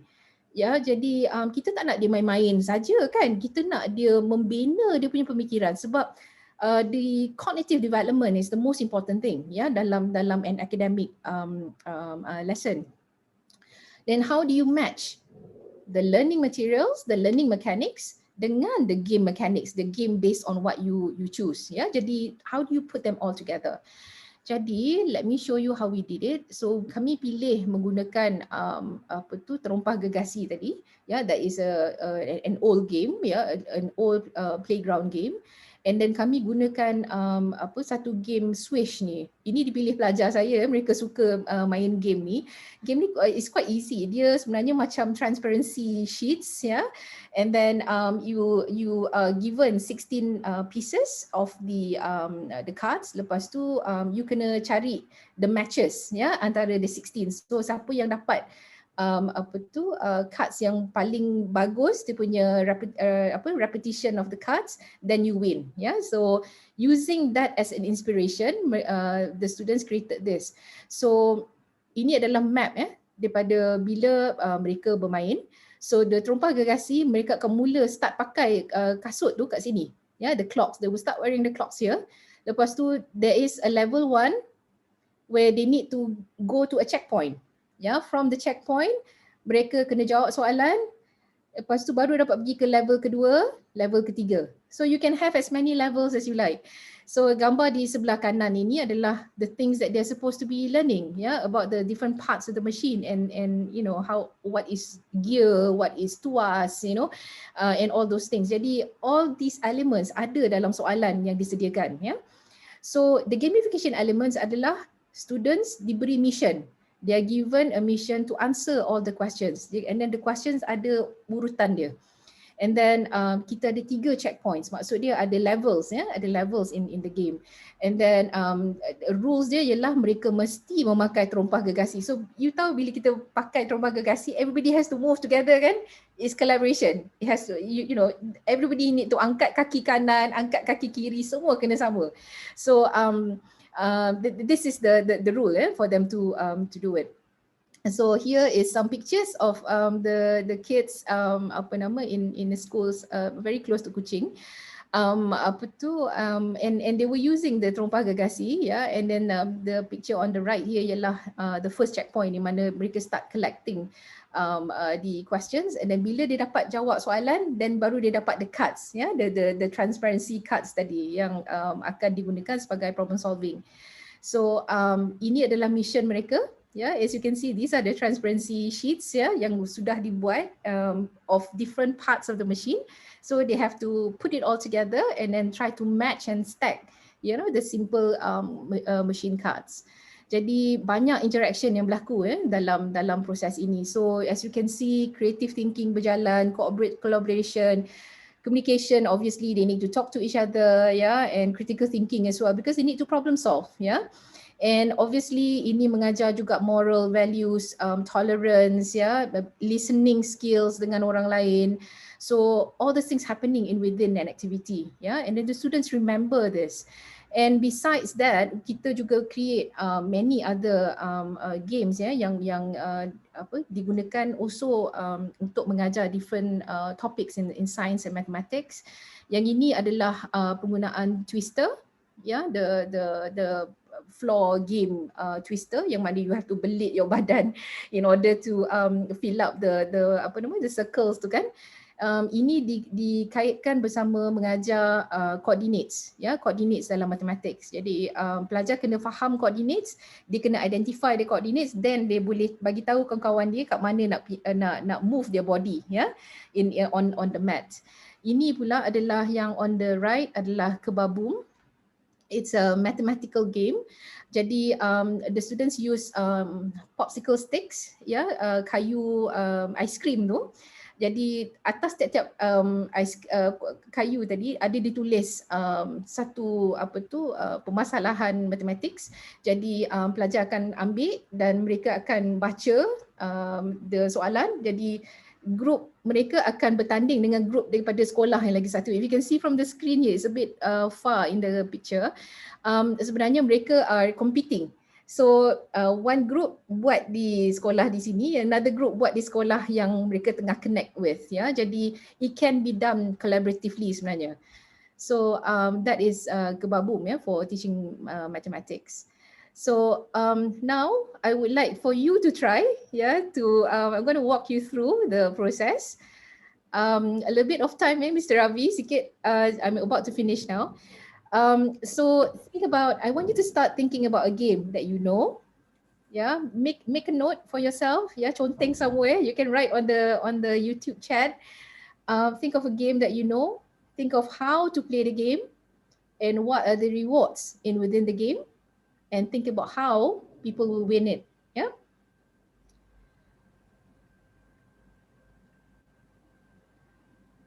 Jadi saya bagi contoh sedikit so that will be easier for you to maybe zoom down sikit, sebab ini adalah satu game yang ramai kita familiar, ya, which is galah panjang untuk mengajar mathematics, ya, untuk ajar mathematics.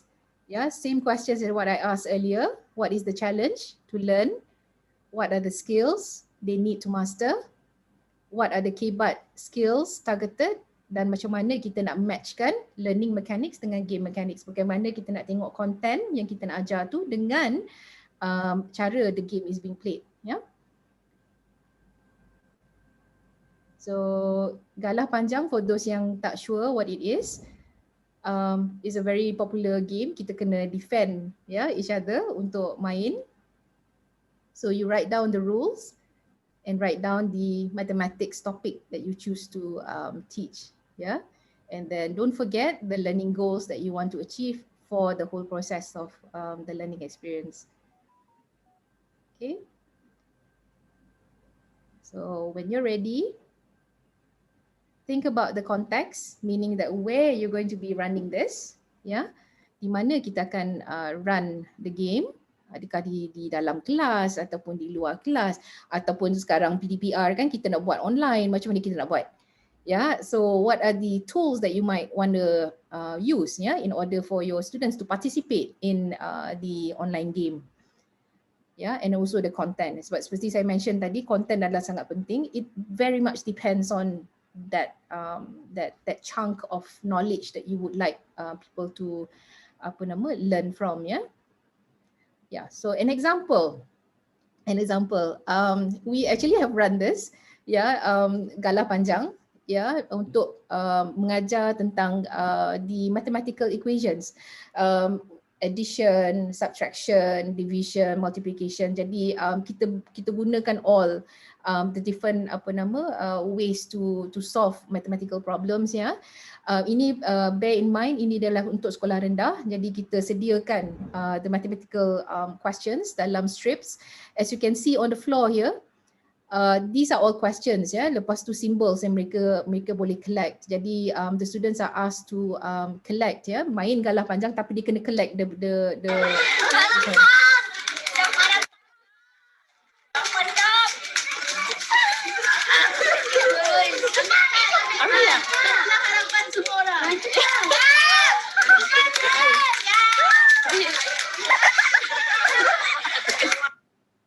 okay. So that's an example of how they were playing. As you can see, it got very competitive, yeah. And when they have collected all these cards, yeah, they have to sit down together with their friends and they start to solve problems based on the cards that they have gotten. So imagine the kids are actually willingly solving mathematical problems. So so we put together a little shopping thing. And then we say that, based on the numbers that you've got, you can actually go buy things for your team. So again, decision making has to be done, which is actually problem solving. They have to discuss with their friends. They need to get everybody's input in order to decide apa nak beli. Yeah, there's a little mini market for them to choose from.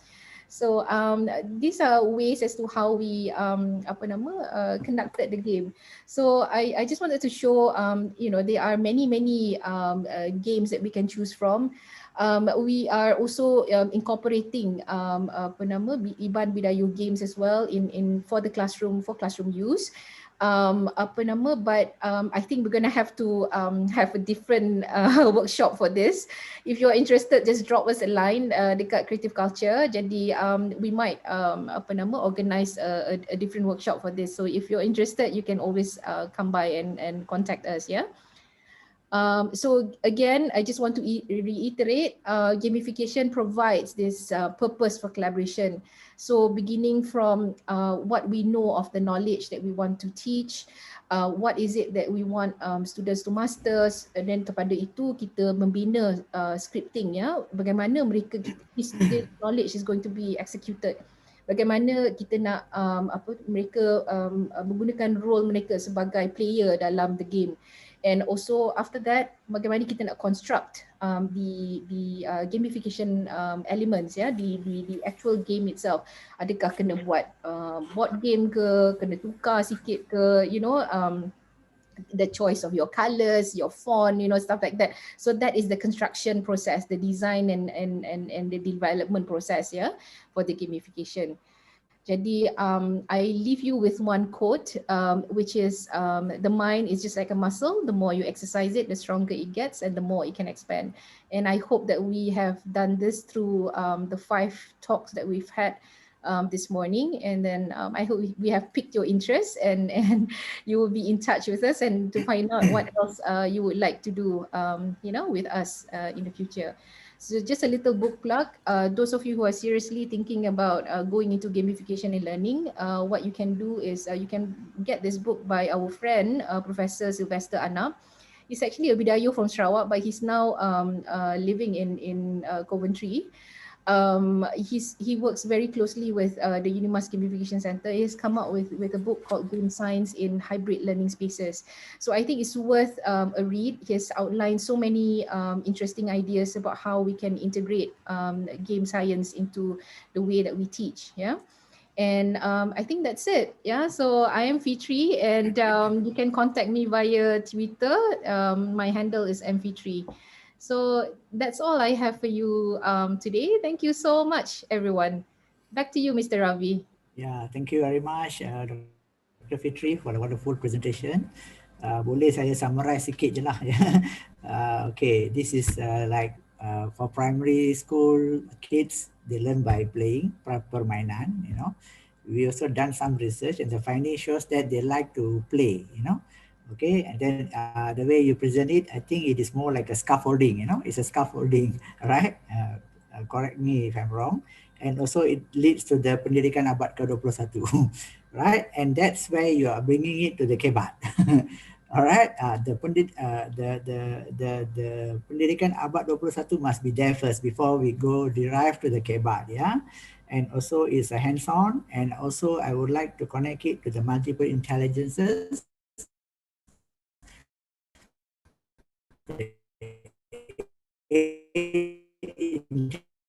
intelligences whereby you're putting the interdisciplinary logic. Am I right? So thank you very much, Dr. Fitri. With that, I think we will go to the question and answer session. Maybe I will reserve one question each for every speakers. And maybe I will start with Dr. Azmi first. Yeah. Okay, Dr. Azmi. There's one question there. I wonder how much that VR gadget will cost. You know, maybe. Okay. All right. For this VR gadget, right, it depend on the purpose or objective of the application that you try to develop. The price may start from ringgit, okay, using the VR box. However, the VR box alone will not work. What I'm trying to say is it still has or still need a mobile phone. So I can say mobile phone, like Imran said just now, might cost about 500 ringgit.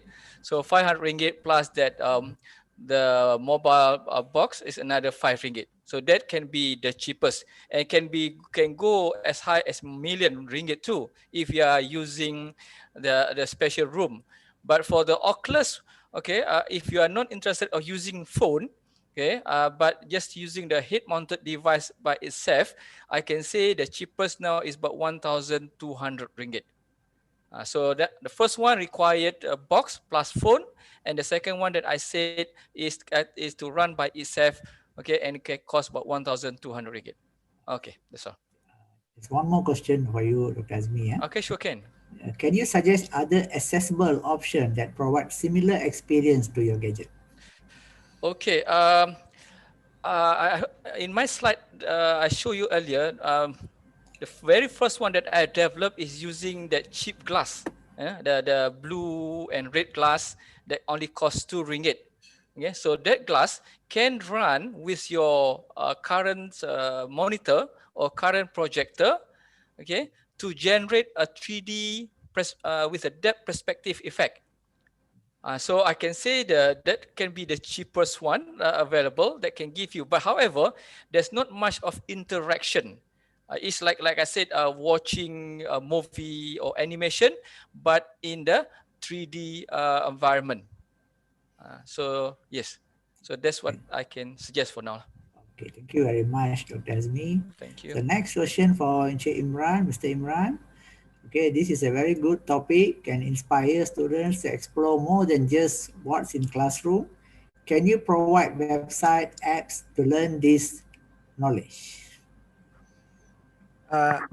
Hello. Okay, so first, I highly recommend in your own Facebook account, you can just try to put in the search in the Facebook augmented reality education, because in that page, the Facebook themselves already did a lot of research on or AR for dedicated for education, especially in the science course. What type of apps to buy, how to use the AR apps, and especially for student level, meaning until the very young child can learn to use augmented reality. So that's just my first option. The second, I recommend, like in the Google search, maybe you can try this Aeon Reality. So it's EON reality.com. So this application, actually we have demoed it during the last workshop as well in the IPG Sarawak. So this application is also meant for studying, learning science. So this is the next best application I suggest for learning augmented reality, especially in classrooms. Okay, thank you. One more question, Imran. From your slide, AR used in schools by children. Is the apps available or downloadable in the market? Okay, so there are like hundreds of free application online. The purchase ones are just like more advanced. So I suggest like in the Google Play Store, or if you're using Apple, the Apple Store, I just recommend like, okay, Experience Real History. So that's one of the very good AR app, or 3D Bear, or Catchy Words AR, or Core Spaces EDU, and the best one is the Aeon Reality. So they are, to answer your question, yes, there are applications online. The good applications, yes, you need to purchase them because their content is very deep, and the features and functions to the AR is very deep as well. But for the free applications, yes, there are also hundreds. So I just like recommended just a few. Okay. Okay, thank you very much, Imran. Okay, Thank you. to Dr. Fitri. Yes. Okay, the first question to Dr. Fitri. Not all students will want to play the game. How to encourage students to actively participate in the game? Dr. Yeah, Fitri? thank you, Mr. Ravi. That's a very good question. We get this a lot actually. The reason why students don't want to play the game is because they don't see the point. Simple as that. That means we have not done the most important phase in the beginning, which is needs analysis. What is it that they need? What is it that they want? What is it that they are interested in? These are the questions that we need to know first in the beginning. Kita tak boleh buat game just because kita suka. Bukan kita yang belajar yang belajar. Ya, jadi kalau onboarding tu tak betul, memang definitely dia orang takkan main. So simple as that. Jadi the motivation is not from us, it's actually from them. Jadi the games are tailored towards what the kids are familiar with, what they are interested in. And then I noticed that bila kita memberi peluang kepada mereka untuk actively interact with each other, particularly bila the way that the game is designed, mereka akan lebih invested dalam that whole process. Jadi kita boleh biarkan and then let go a little bit. This is also one thing about I think sebagai pendidik kita kadang-kadang macam, oh, you have to follow the rules, you have to, sebenarnya bila kita main game kita boleh flexible sikit. Ya, jadi jangan terlalu macam ikut syarat sangat lah. Kadang-kadang they will bend. I mean, kids being kids, they will, want to try their luck with things. Kita benarkan within means, within the the horizon in which we are looking at. Yeah. I think we just lost Mr. Ravi. Could be the internet connection. Right.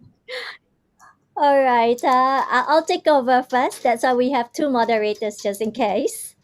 Okay, thank you, Fitri. Because we are short of time, I think we will proceed to the closing part. Yeah, he's back. Ravi, you're back. Okay, you're muted, Ravi. Ravi, you're muted. Okay, okay. So, all right.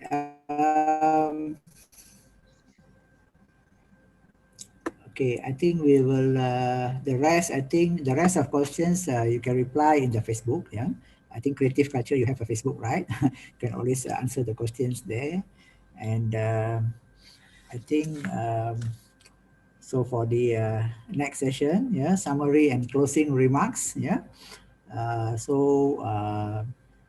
We would like to invite, our Honorable Pengarah, Dr. Lambat Lindong, the Director of IBG Campus Batu Lintang, to summarize and say a few words on the success of the STEP webinar and for the closing ceremony. Dr. Lambat.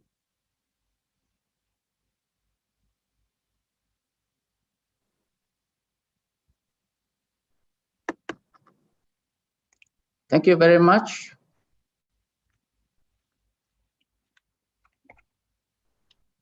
And a very pleasant good morning, everyone. Dr. Jesse Lidminoy and Mr. Ravi Gopal, the webinars coordinators, who are also our moderators for this morning's events. Puan Rin Sharina from STEM Training Unit, Institute of Teacher Education, Malaysia. Dr. Isan Ismail, Center Coordinator, National STEM Center. Professor Dr. Bahisham Yunus, Unit 10 Coordinator for STEM Program with Institute of Teacher Education, Batu Letang Campus, Kuching. Presenters, lecturers, teachers, student teachers, ladies and gentlemen. First of all, I would like to thank everyone for being with us at this STEM webinar this morning. Now, this webinar series is a smart partnership between the Institute of Teacher Education, Batu Letang Campus, Kuching, Gamification Center, University Malaysia Sarawak, UNIMAS, and speakers from University Tenaga Nasional, Unit 10. All in all, 3 series were organized involving 14 educators and lecturers from Institute of Teacher Education, Batu Lintang Campus, Kuching, SMK St. Teresa Kuching, UNIMAS, and Unit 10. Over 4,000 participants registered for the 3 webinars, and all of them are given e-certificates of attendance. The topics presented in the webinar series covered areas such as STEM education, STEM innovation, and interdisciplinary topics closely related to the direction of our national education and philosophy policy with regard to STEM education. The first 2 series of this webinar managed to attract over 6,000 viewers on YouTube.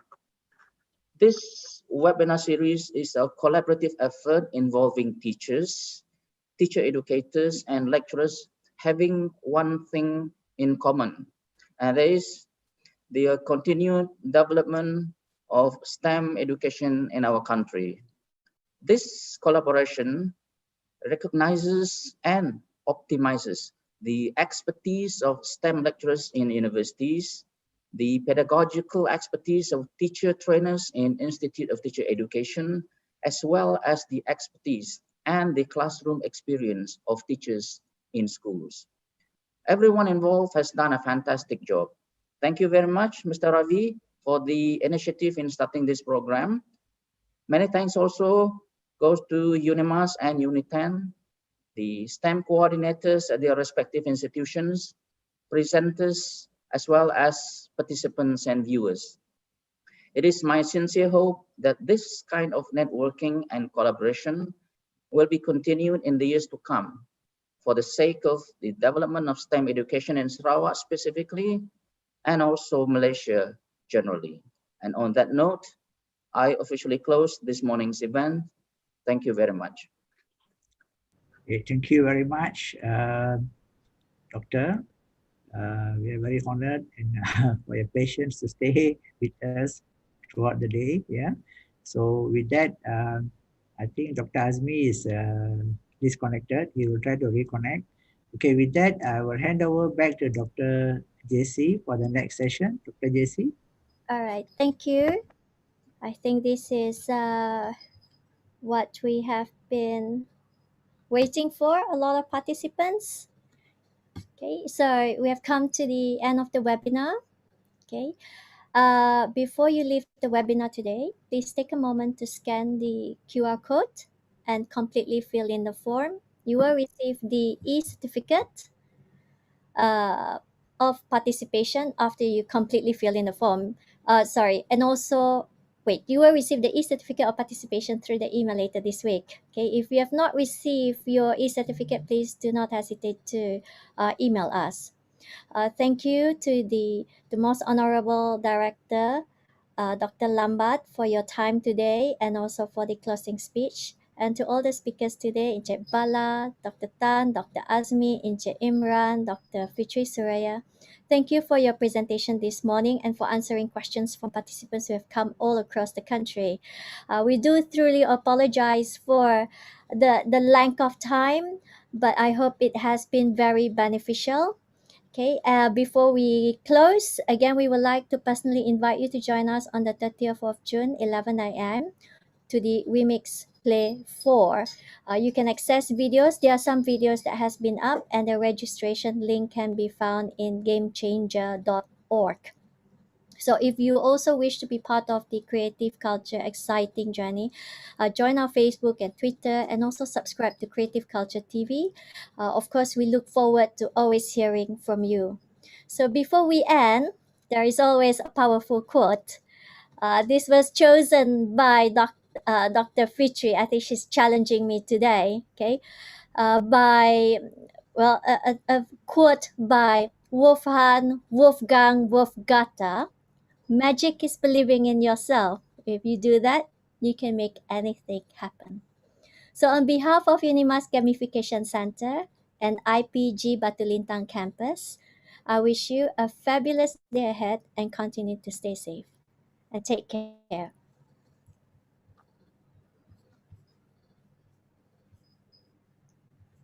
Where's my music? I can't find my music.